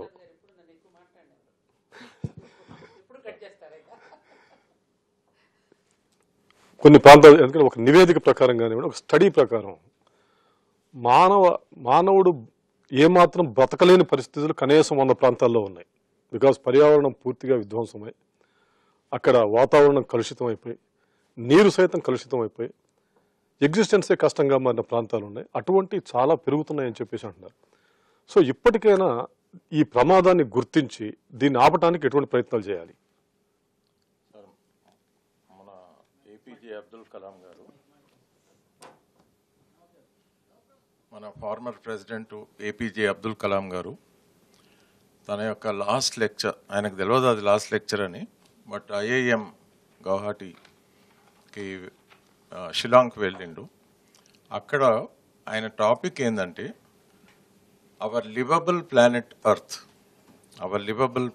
ఎర్త్. ఆ టాపిక్ మీద మాట్లాడడానికి వెళ్ళిండ్రు. 5 minutes into the speech he collapsed. But what a great scholar he was, and what commitment, frankly speaking, hats off to him. ఇప్పుడు మన భారతదేశం తీసుకుంటే ఏ ఒక్క జీవావరణం కూడా లివబుల్గా లేదు. మీరు చూడండి ఉత్తరాఖండ్ ట్రాజడీ. ఉత్తరాఖండ్ అసలు అది వండర్ఫుల్ లొకేషన్, కానీ అక్కడ ఈ టూరిస్టుల కొరకు మొత్తం గుట్టలన్నీ యూనో ఘాట్ రోడ్స్ చేసి అక్కడ దాని యొక్క క్యారియింగ్ కెపాసిటీ అంటే దాన్ని తట్టుకునేటువంటి శక్తికి మించి వీళ్ళు సోకాల్ డెవలప్మెంట్ యాక్టివిటీ చేసి మొత్తం నాశనం చేశారు. మీరు ఆ విధంగా చూస్తే ఎక్కడ వెళ్ళిన ఫారెస్ట్ మన యొక్క అడవులల్లో ఈస్టర్న్ ఘాట్స్ తీసుకోండి, 2 తెలుగు రాష్ట్రాలకు అదొక వరం అంతకన్నా. కానీ ఆంధ్రప్రదేశ్ అదే యునైటెడ్ స్టేట్ ఉన్నప్పుడు కూడా ఈస్టర్న్ ఘాట్స్ను నెగ్లెక్ట్ చేసాం. తూర్పు కనుమలు ఎంత వండర్ఫుల్ అండి, శ్రీకాకుళం నుంచి చిత్తూరు వరకు. అండ్ అంతకుముందు దాని పైన ఒరిస్సా, బెంగాల్, కింద తమిళనాడు. సో మన దగ్గర కౌన్సిల్ ఫర్ గ్రీన్ రెవల్యూషన్ అని ఒక ఆర్గనైజేషన్ ఈ ఈస్టర్న్ ఘాట్స్ యొక్క ప్రొటెక్షన్ గురించి Greens Alliance for Conservation of Environment Eastern Ghats అని ఒక వండర్ఫుల్ మీటింగ్స్ మేము పెట్టాము. శ్రీశైలం, మన ఆంధ్ర యూనివర్సిటీ, వెంకటేశ్వర, ఇట్లా అన్ని యూనివర్సిటీస్లో పెట్టి పర్పస్ ఏంటంటే ఈ అడవుల సంరక్షణ కొరకు యూనివర్సిటీస్ను కదిలించాలని, రీసెర్చ్ను ప్రమోట్ చేయాలని. సో ఇప్పుడు మాత్రం చాలా సీరియస్ క్రైసిస్ ఉంది. మనం ఎక్కడనో క్రైసిస్ ఉందని అనుకుంటున్నాం. భారతదేశంలోనే మన యొక్క లివబిలిటీ ఫ్యాక్టర్, ఇప్పుడు హైదరాబాద్ తీసుకోండి, what is the emerging morbidity profile. ఇక్కడ డెవలప్ అయ్యేది ఓన్లీ హాస్పిటల్సే. The number of hospitals in Hyderabad is very high. ఇంకా కూడా వస్తున్నాయి. ఎందుకంటే రోజు రోజుకు క్యాన్సర్, తర్వాత all kinds of diseases. Musi తీసుకోండి, వన్ బిగ్ రివర్ హైదరాబాద్ గుండా, అదైతే ప్యూర్ తెలంగాణ రివర్ కదా. మరి అది వికారాబాద్ టు వాడేపల్లి. ఇప్పుడు అది ఎంత డిస్ట్రాయ్ అయిందంటే it is now recognised as భారతదేశంలో అత్యంత పొల్యూటెడ్ రివర్గా. కేబీఆర్ పార్క్ ఉంది. అసలు అభివృద్ధి పేరు మీద 3000 చెట్లు కొడతామంటే ప్రజలు తిరగబడుతుంది. మొన్న కూడా క్యాండిల్ లైట్ కాకుండా హ్యూమన్ చైన్ పెట్టి ఈరోజు సాయంత్రం పెద్ద పబ్లిక్ మీటింగ్ ఉంది. సో ఆ స్టేజ్ ప్రజలు క్వశ్చన్ చేయాలి. ప్రజలు చెట్లు పెట్టడం కంపల్సరీ పెట్టాలి. ఉన్న చెట్లను కాపాడుకోవడానికి ఒక ఉద్యమం లాంటిది వస్తే తప్ప, ఒక చిప్కో మూమెంట్ లాగా, లేకుంటే బిష్నాయ్ టైప్ ఆ కమ్యూనిటీ వాళ్ళు ఎంత wonderful, they are friends of the earth, అంత వండర్ఫుల్ కమ్యూనిటీ. మన దగ్గరనే అయితే అసలు వైల్డ్ లైఫ్ను మర్లకుంట కేసు ఉంది కదా ఫేమస్ ఖమ్మంలో. అది దాని తర్వాత మన సల్మాన్ ఖాన్ ఏదైతే జింకల్ని కొట్టిండో, అసలు పనిష్మెంట్ వెంటనే ఉండాలి sir, who ever it is. And మొహం చూసి బొట్టు పెట్టేది కాదు. ఎవరు తప్పు చేస్తే వాళ్ళని పనిష్ చేయాల్సింది. వైల్డ్ లైఫ్ను నిన్న చూడండి బీహార్లో 200 మనుబూతులు చంపింది. అంటే ఆ అడవులన్నీ డిస్ట్రాయ్ చేస్తే అక్కడ మేత లేక బయటకు వస్తే వీళ్ళు ఇంకా షికారీ టైప్లో లైసెన్స్ టు కిల్. ఇంకేమంటుండ్రు shamelessly the government says that they are going to kill peacocks in Goa. Peacock is a national bird. జాతీయ పక్షి తన పదవికి రాజీనామా ఇచ్చిందని ఒకసారి కార్టూన్ కూడా వచ్చింది, డెక్కన్ క్రానికల్. మనము చాలా సెల్ఫిష్ అయినాము. We have to be responsible. APJ Abdul Kalam ఆయన టైమ్లీ ఒక వార్నింగ్ ఇచ్చిండు. ఆ వార్నింగ్ మీద ఈరోజు ప్రతి ఒక్కరు కదలాలి. Last sentence sir, Mahatma Gandhi చెప్పినట్టు దేర్ ఈజ్ ఎనఫ్. ప్రకృతిలో మన అవసరాలను తీర్చగల స్తోమత అంటే ఎంతైనా ఉంది, కానీ మన అత్యాశను మాత్రం కాదు. ఈరోజు అన్ఫార్చునేట్లీ అన్ని స్టేట్స్లో కూడా political parties are neglecting nature, they are also neglecting people. అందుకే వీఆర్ ఆల్ ఇది ఎట్లా బిహేవ్ చేస్తున్నామంటే ఇక మనమే లాస్ట్ జనరేషన్, మన తర్వాత ఎవరు లేరు. అది నిజమే అయితే ఫైన్, కానీ మన తర్వాత కూడా next generations to come we need to hand over a healthy planet కదా. జీవానంద్ గారు, ముఖ్యంగా మన దేశంలో అనేకం ఈ బంజరు భూములు కావచ్చు, హిల్లక్స్ కావచ్చు, ఇందాక వారు చెప్పినట్టు వెస్టర్న్ ఘాట్స్, ఈస్టర్న్ ఘాట్స్, అక్కడ కూడా ఈ పర్యావరణ విధ్వంసం యథేచ్ఛగా జరిగిపోతూ ఉంది. సో వీటిని మొత్తం కూడా పర్యావరణ మరి ఒక ఫ్రెండ్లీ నేచర్గా తయారు చేయడంలో ఎటువంటి విధానాలు అవలంబించాలి?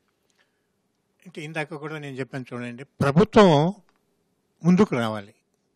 వాళ్ళు చేసిన చట్టాలను వాళ్ళు సక్రమంగా అమలుపరచాలి.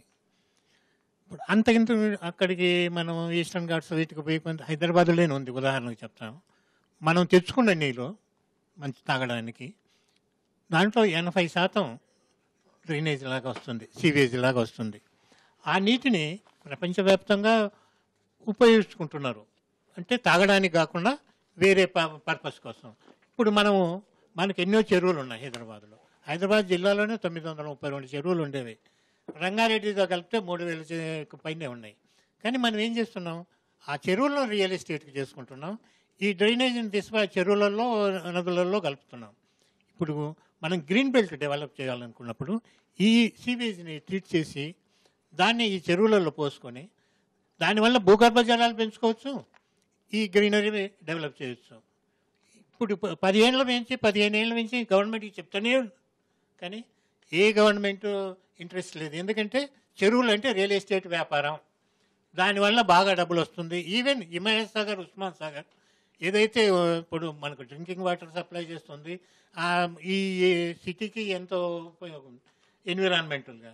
కానీ మనం ఏం చేస్తున్నాం, ఇప్పుడు ప్రభుత్వమే దాన్ని జస్ట్ రియల్ ఎస్టేట్కు తీసుకుపోవడానికే చూస్తుంది, కానీ దాన్ని ప్రొటెక్ట్ చేయాలని చూడటం లేదు.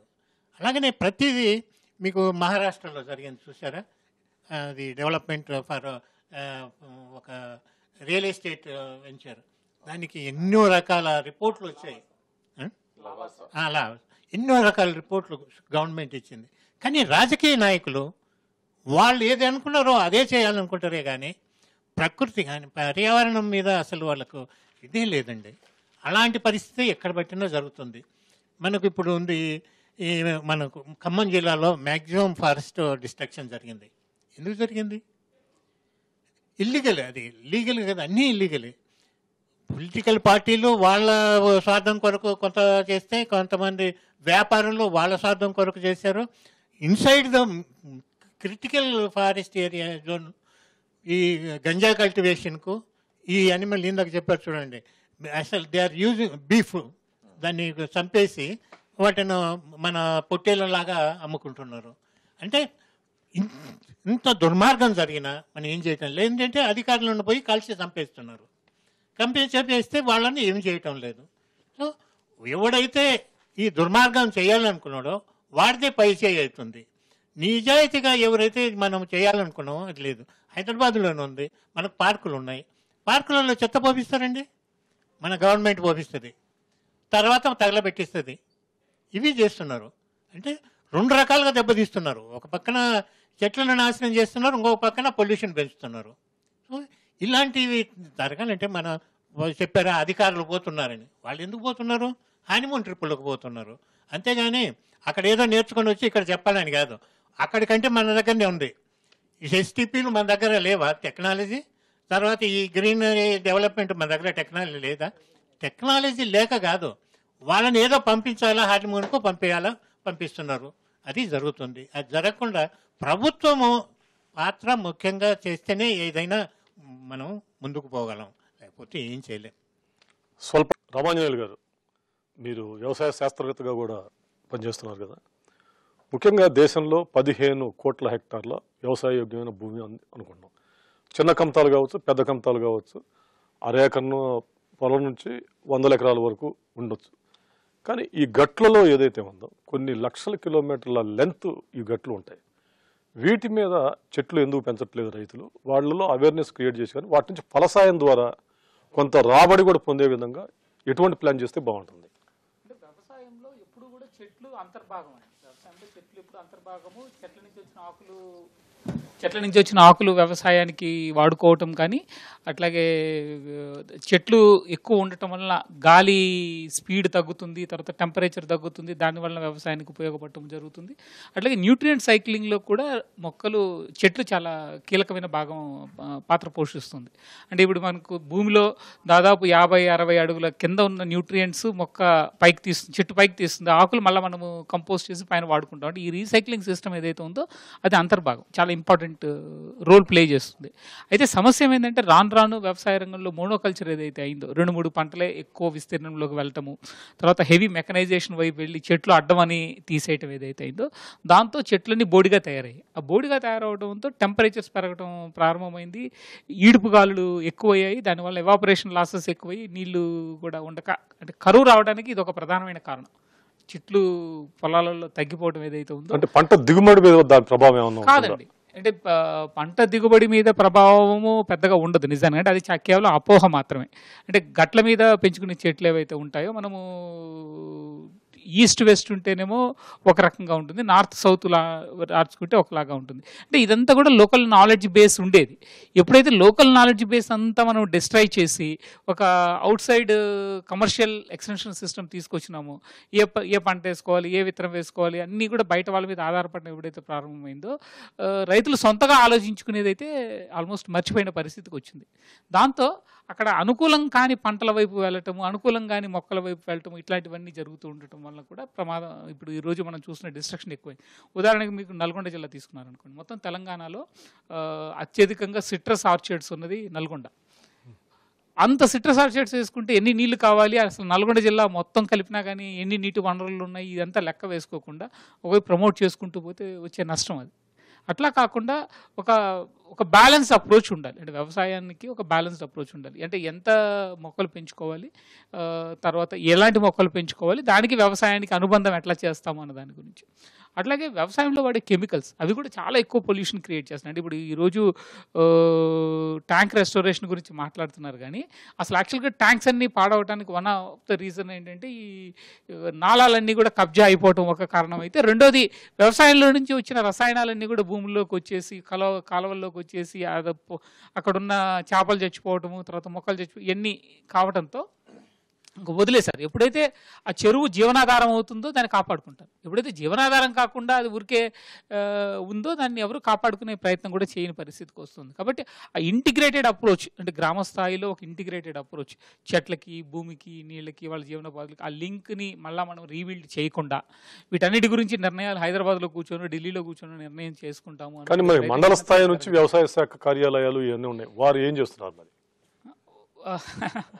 వాళ్ళు ఏం చేస్తున్నారు అన్నది చూస్తే ఏవి చేయట్లేదండి. నిజానికి వాళ్ళు చేస్తున్న ప్రయత్నం అంతా కూడా ప్రభుత్వం ఏం చేద్దాం అనుకుంటుందో అదే చేస్తున్నారు తప్ప నిజానికి ప్రజల సమస్యలు ప్రభుత్వం దృష్టికి తీసుకొచ్చే పని ఎక్కడ జరగట్లేదు. అంటే అది జరుగుంటే ఇంత విధ్వంసం జరిగేది కాదు. నిజానికి ఇప్పుడు రోడ్డెంబటి చెట్లు నరికేసిన దగ్గర కానీ, లేకపోతే చాలా 3 పంటలు పండే భూముల్ని వ్యవసాయ అవసరాల నుంచి వ్యవసాయేతర అవసరాలకు మారుతున్న దగ్గర కానీ ఇవన్నీ కూడా ఎప్పుడో వచ్చిండేవి. ఇవన్నీ తెలియక చేస్తున్నది కాదు, తెలిసినా కామ్గా ఉండటం ఏదైతే జరుగుతుందో అది ఇప్పుడున్న మనం ప్రధానంగా ఎదుర్కొంటున్న సమస్య.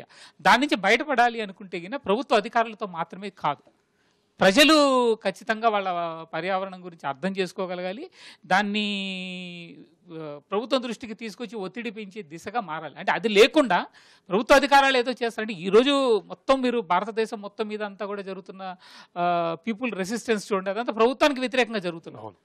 కాబట్టి పీపుల్స్ యూనిటీ, వాళ్ళ అండర్స్టాండింగ్ ఆన్ ఎకాలజీ ఇది పెంచే దిశగా అటు చదువుల్లో మార్పు తీసుకురాగలగాలి, అట్లాగే గ్రామ స్థాయిలో వాళ్ళ పాత్ర పెంచాలి. అంటే నిజానికి మనము పంచాయతీరాజ్ సిస్టంలో లోకల్ ఎన్విరాన్మెంట్ ప్రొటెక్షన్ అంతా కూడా గ్రామానికి బాధ్యత.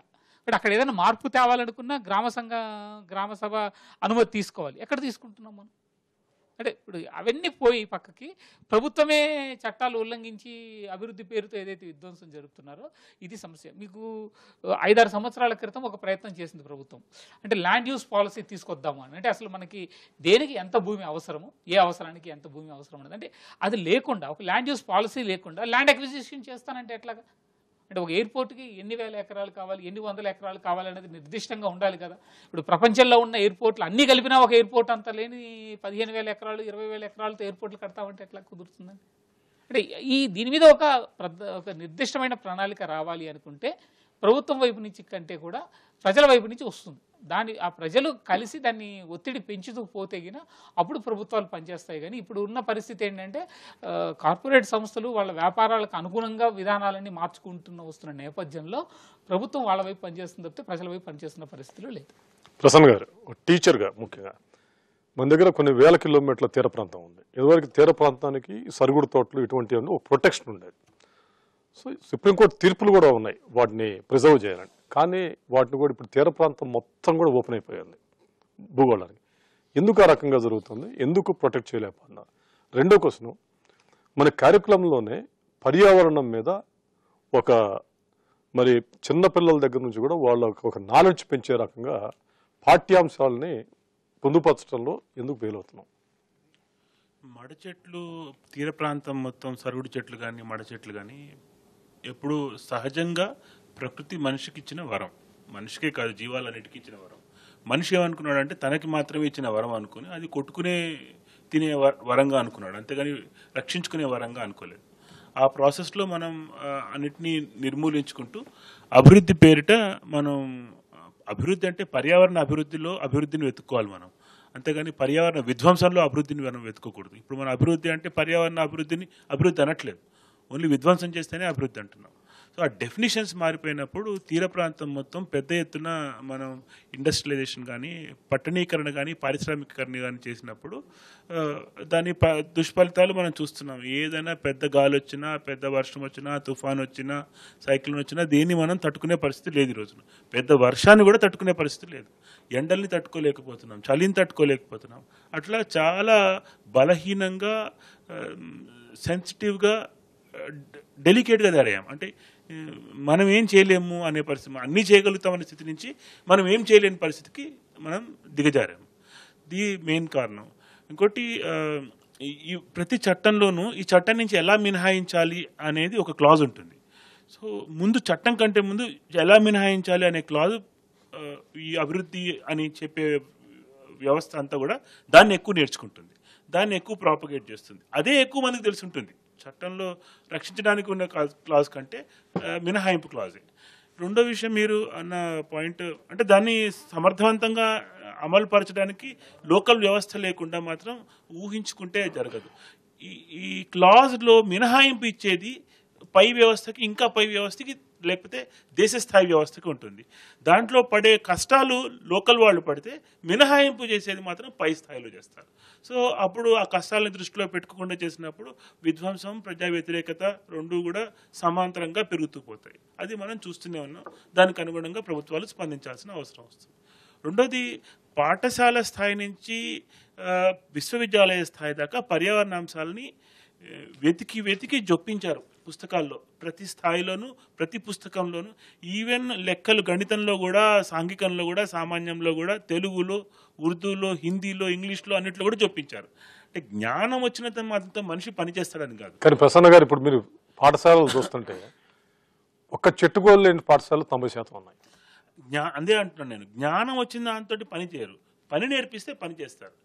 చెట్లు నాటడం, చెట్లు పెంచడం అనేది సైకిల్ లాంటిది, సైకిల్ తొక్కడం లాంటిది. సైకిల్ తొక్కడం మీద సినిమా చూస్తే సైకిల్ తొక్కలేము. అట్లాగే ఈత కొట్టడం లాంటిది, ఈత కొట్టడం మీద సినిమా చూస్తే ఈత కొట్టలేము. దాని మీద పుస్తకాలు చదువుకుంటే కాదు. ఈత కొడితే నీళ్ళలో దూకితేనే, ఈత మనమే కొడితేనే మనకు వస్తుంది.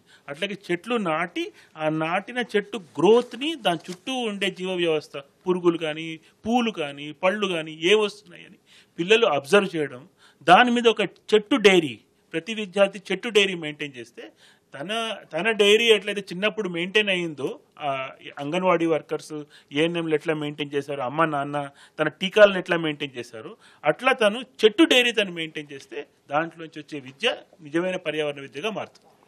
రామ్దేవ్ గారు, మీరు ఇందాక బొటానికల్ గార్డెన్స్ ఎగ్జాంపుల్స్ చాలా ఇచ్చారు. ముఖ్యంగా ఈ అభివృద్ధి చెందిన దేశాల్లో ఈ పర్యావరణ సమతౌల్యతను కాపాడుకోవడానికి కానివ్వండి, ఈ అడవులని, చెట్లను పరిరక్షించుకోవడంలో ఎటువంటి విధానాలను అవలంబిస్తున్నారు?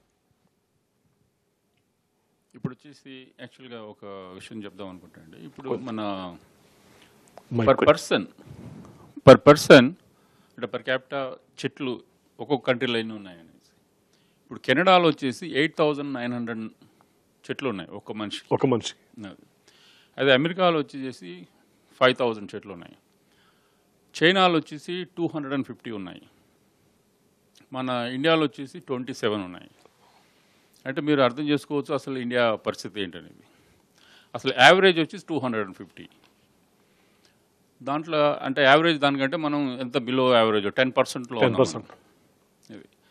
ఇప్పుడు ఈ అడవులు అనేది పెరగడం అనేది అసలు మస్ట్ అవి. ఇప్పుడు ఫిన్లాండ్ అనే ఒక కంట్రీ ఉంది, అక్కడ వచ్చేసేసి వాళ్ళ మెయిన్ ఇండస్ట్రీ వుడ్ ఇండస్ట్రీ. వాళ్ళు చెట్లను నరికేసేసి చెట్లతోటే అంటే మోస్ట్ ఆఫ్ ద యాక్టివిటీ చేస్తున్నారు, అది వుడ్ ఎక్స్పోర్ట్ చేయడం కానీ. కాకపోతే అక్కడ వచ్చేసేసి బ్యాలెన్స్ అనేది చాలా డీసెంట్గా చేశారు. అక్కడ వచ్చేసి ఒక్కొక్క చెట్టును నరికినప్పుడు దానికి ఏజ్ అప్పుడు దాన్ని నరకాలి, అంటే 80 years ఉండాలి చెట్టుకి. తర్వాత ఇమీడియట్గా మళ్ళీ దాన్ని బ్యాలెన్స్ చేయడానికి ఎన్ని చెట్లు నాటాలా అని ఆ విధంగా క్యాలిక్యులేటెడ్గా పోయేసేసి ఇప్పటికీ అది చాలా బ్యాలెన్స్డ్గా మెయింటైన్ చేస్తున్నారు. అట్లాగా మన దగ్గర అలాంటి క్యాలిక్యులేషన్ అనేది లేదు. చెట్లను నరికేయడం అనేది చాలా ఈజీ. ఇది ఒక పులిని కాపాడడానికి మనం ఎన్నో రకాల ఇది చేస్తుంటాము, కొన్ని 100 కోట్లు 1000 కోట్లు దాని గురించి ఖర్చు పెడుతున్నాం. కానీ చెట్లను కాపాడడానికి గురించి మాత్రం అసలు ఏమాత్రం స్పెండ్ చేయడం లేదు. మినిమంగా అసలు అవేర్నెస్ క్రియేట్ చేయడం కూడా లేదు.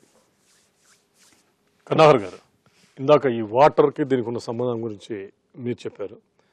అయితే ముఖ్యంగా ఈ వాటర్ పాండ్స్ కానివ్వండి, నదీ పరివాహక ప్రాంతాలు కానివ్వండి, ఇటువంటి వాటిల్లో చెట్లని, ఎందుకంటే ఎటువంటి దానికి పెద్ద పోయి ఎవరు నీళ్లు పోయాల్సిన అవసరం కూడా పెద్దగా ఉండదు, గ్రౌండ్ వాటర్ కూడా ఉంటుంది, వీటిల్లో ఎందుకు ఇనిషియేట్ చేయలేకపోతున్నారు?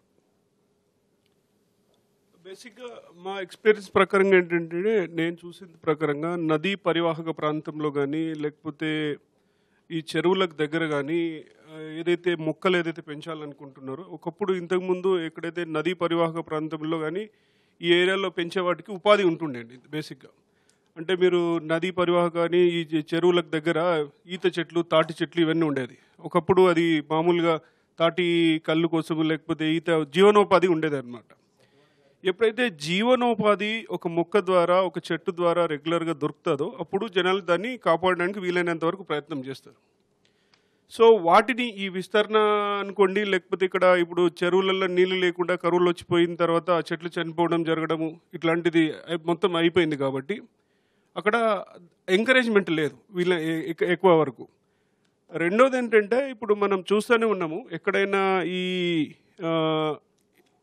పొల్యూటెడ్ వాటర్ ఏదైతే ఉందో, ఈ పొల్యూటెడ్ వాటర్ కూడా సస్టైన్ అయ్యే మొక్కలు ఉన్నాయండి. ఇప్పుడు ఫ్లోరైడ్ ఏరియాలో కొన్ని రకాలైన మొక్కలు పెరుగుతాయి మంచిగా. తక్కువ నీటితోన ఎక్కువ కాలం మనగలిగే మొక్కలు ఉన్నాయి, వాటిని పెంచాల. తర్వాత ఎక్కడైతే ఎక్కడ వర్షపాతం తక్కువ ఉంది, లేకపోతే భూమిని చీల్చుకుని పోయకుండా అట్లాంటిది ఏమన్నా కోత గురి కాకుండా ఉండడానికి మొక్కలు ఏవైతే ఉన్నాయో అవగాహన లేకుండా ఆ వే ఇంతకుముందు ఉన్న పాత వేని ఇప్పుడు కొత్త వేగా వచ్చేసి ఎవరిని కొట్టేసిపోయినాయి, ఇప్పటి వరకు లేదు. సో మొక్కల నుంచి ఉపాధి ఏదైతే జరుగుతుందో, లైక్ ఈత చెట్లు కాకుండా తాటి చెట్లు కాకుండా ఇప్పుడు మామూలుగా మామిడి చెట్లను తోటలుగా పెంచుతున్నాము. తర్వాత చింత చెట్లు ఉన్నాయి, మామూలు చింత చెట్లు కూడా చాలా పెద్దగా ఇది ఇస్తుంది, తక్కువ వర్షపాతం ఉన్నా ఇస్తుంది మనకు, దానివల్ల ఉపాధి వస్తుంది. తర్వాత ఉపాధి అనేది అంటే ఈ జనరల్గా ఈ ఉపాధి అనేది లేకుండా ఓనర్ ఎవరు లేకపోతే దానికి కౌలుదారు ఎవరో అక్కడ ఉండి వాళ్ళకు సరైనటువంటి ఇది లేదనమాట, వైబిలిటీ లేకుండా అయిపోతుంది. కాబట్టి దాని మీద చాలా వరకు జనాలు వదిలిపెట్టి అదంతా మొత్తం అర్బనైజేషన్ అయిపోతున్నారు. అంటే ఒకప్పుడు ఏదైతే కుల వృత్తులు ఉన్నాయో ఆ కుల వృత్తులన్నీ ఇప్పుడు మారిపోయినాయి. జనరల్గా ఒకప్పుడు కొన్ని మొక్కల మీద, వృక్షాల మీదే ఆధారపడి కొంతమంది బతికేవారు. ఇప్పుడు అటువంటిది ఏం లేదు, కంప్లీట్ అర్బన్ మైగ్రేషన్ అయిపోతుంది. వాళ్ళందరూ వచ్చి ఏదో అదర్ సర్వీస్ యాక్టివిటీలో దీంట్లో జాయిన్ అవుతున్నారు. కాబట్టి వీలైనంత ఎక్కువ వరకు ఈ జీవనోపాధి కలిగే విధంగా ఈ మొక్కలను లేకపోతే ఇట్లాంటి చెట్లను ఎక్కడైతే ప్రాంతాల వారిగా పెంచడం చాలా మంచిది. ఈవెన్ మూసీ చుట్టుపక్కల కూడా ఇప్పుడు ఏదైతే మంచి పొల్యూషన్ అబిట్మెంట్ చాలా మొక్కలు ఉన్నాయి, అవి పెంచడం వల్ల చాలా ఉపయోగం జరుగుతుంది. సత్యవాణి గారు, ముఖ్యంగా ఇందాక పర్యావరణానికి మనిషికి అవినాభావ సంబంధం అని అన్నారు. సో దీనికి సంబంధించి మనుషుల్లో పూర్తి స్థాయిలో అవగాహన తీసుకురావడానికి ఎటువంటి ప్రయత్నం చేస్తే బాగుంటుంది? ముఖ్యంగా శక్తివంతమైనటువంటి మీడియా. మీరు ఒక అద్భుతమైన కార్యక్రమాన్ని శ్రీకారం చుట్టారు. మీడియా ద్వారా అక్కడక్కడ కార్నర్ మీటింగ్స్ ద్వారా ఈ ప్రజల్లో ఒక మేలుకొలుపు తేవలసినటువంటి అవసరం ఉంది. ఇప్పుడు చూడండి, చిన్న చిన్న అంశాలనే ప్రజల్లోకి తీసుకువెళ్ళగలగాలి. ఖనిజాలను ఆధారం చేసుకుని వృక్షాలు బ్రతుకుతున్నాయి, వృక్షాలను ఆహారంగా తీసుకుని జంతువులు బ్రతుకుతున్నాయి. ఈ వృక్షాలను, ఖనిజాలను, జంతువులను ఆధారం చేసుకుని బ్రతుకుతున్నది ఒక్క మానవుడు మాత్రమే. కానీ మానవుడు లేకపోయినా బ్రతకగలుగుతాయి. మానవుడు వాటి మీద ఆధారపడి ఉన్నాడనే విషయం మానవుడికి స్పృహలో ఉండడం. ఈ సాంకేతిక పరిజ్ఞానం వచ్చిన తర్వాత పూర్తిగా తెల్లవారు లెగిస్తే అందరి చేతిలోని ఈ వాట్సాప్లు, ఫేస్బుక్లు, ఈ గందరగోళం ఎక్కువైపోయి తోటి మనిషిని పట్టించుకోవటం లేదు, తోటి వృక్షజాలాన్ని పట్టించుకోవట్లేదు, తోటి జంతువులను పట్టించుకోవడం లేదు. అంతా తనకేనంటే ఒక స్వార్థంతో మానవుడు బ్రతుకుతున్నాడు. ఈ మొద్దు నిద్ర నుంచి మానవుడిని మేలుకొల్పగలగాలి. చూడండి, ఒక చిన్న విషయం, చీమ సిద్ధజ్ఞాని, కోడి కాలజ్ఞాని, కుక్క సుజ్ఞాని, పంది పరమజ్ఞాని, మానవుడే అజ్ఞాని అని చెప్పాడు వేమన. వాటికి స్వభావాలను వచ్చి చక్కగా వాడి బ్రతికేస్తున్నాయి. మరి ఇన్ని తెలిసి ఇంత చదువుకుని ఇన్ని డిగ్రీలు తెచ్చుకుని మానవుడు ఎందుకని ప్రకృతిని ప్రేమించలేకపోతున్నాడు? ఆ విధమైనటువంటి మేలుకొలుపు గట్టిగా ప్రజలను మొట్టికాయలు వేసి మరీ తేవలసినటువంటి పరిస్థితి నేడు ఆసన్నమైంది. ఎందుకంటే మానవుడు ధర్మాన్ని తప్పుతున్నాడు కాబట్టి ఋతుపవనాలు కూడా గతి తప్పుతున్నాయి. మానవుడికి మతి తప్పుతోంది కాబట్టి ఋతుపవనాలు కూడా మనకు కరెక్ట్ సమయానికి రావడం లేదు. కారణం ఏంటి? మనం సృష్టించుకున్నాం. గ్లోబల్ వార్మింగ్ అంటున్నాం. ఎవరు సృష్టించింది? ఎన్నెన్ని ఏసీలు, ఎన్నెన్ని కార్లు వాడుతున్నాం మనం.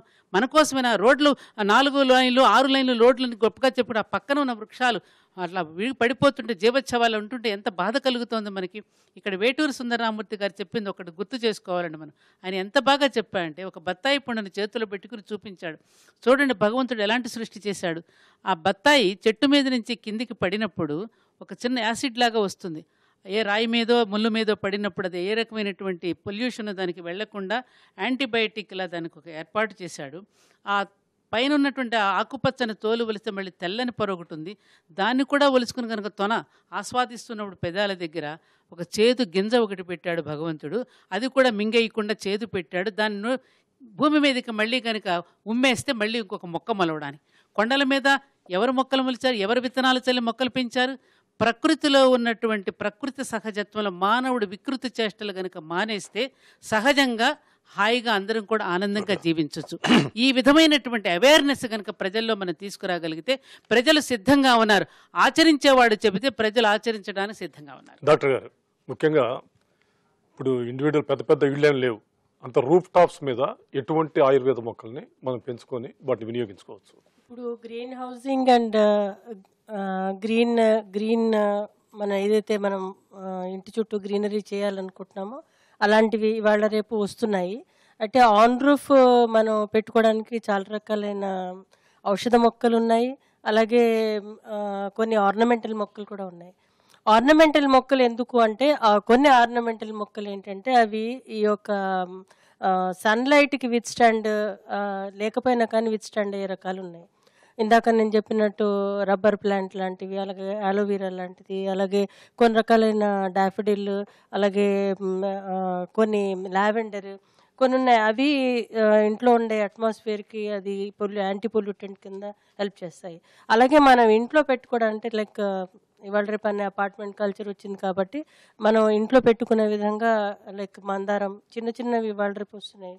మందార మొక్క కానీ, లేకపోతే తులసి మొక్క కానీ, లేకపోతే మరువం కానీ, దవనం కానీ, ఏంటంటే లెమన్ గ్రాస్ కానీ, ఇలాంటివి ఏంటంటే మనం ఇప్పుడు చూసుకోవాల్సింది ఏంటంటే మనకి ఇవాళ మొక్కలు అనేవి అరుదుగా దొరుకుతున్నప్పుడు ఆ మొక్కల్ని మనకి ఏ విధంగా ఉపయోగపడతాయి అంటే ఈ పొల్యూషన్ నుంచి మనం ఏదో విధంగా మనం కాపాడబడాలి కాబట్టి ఆ కాపాడే విధంగా ఏ మొక్కలు ఉన్నాయన్నది మనం చూసుకుని పెట్టుకుంటే కనుక మనకి చాలా ఉపయోగపడుతుంది. అందులో ఇవేంటంటే వీటిలో అరోమాటిక్ హర్బ్స్ ఏం చేస్తాయంటే వాతావరణాన్ని పొల్యూషన్ నుంచి కాపాడడం పాటు మనకి మానసికంగా ఒకసారి మొక్క దగ్గరికి వెళ్ళినప్పుడు అవి కూడా వైబ్రేట్ అవుతూ ఉంటాయి. అవి ఆ మొక్క కూడా మనకి ఇది పెరుగుతున్న కొద్దీ అది పువ్వు పూస్తున్న కొద్దీ దాంట్లో ఉన్నంత ఆనందం దేంట్లోనూ ఉండదు.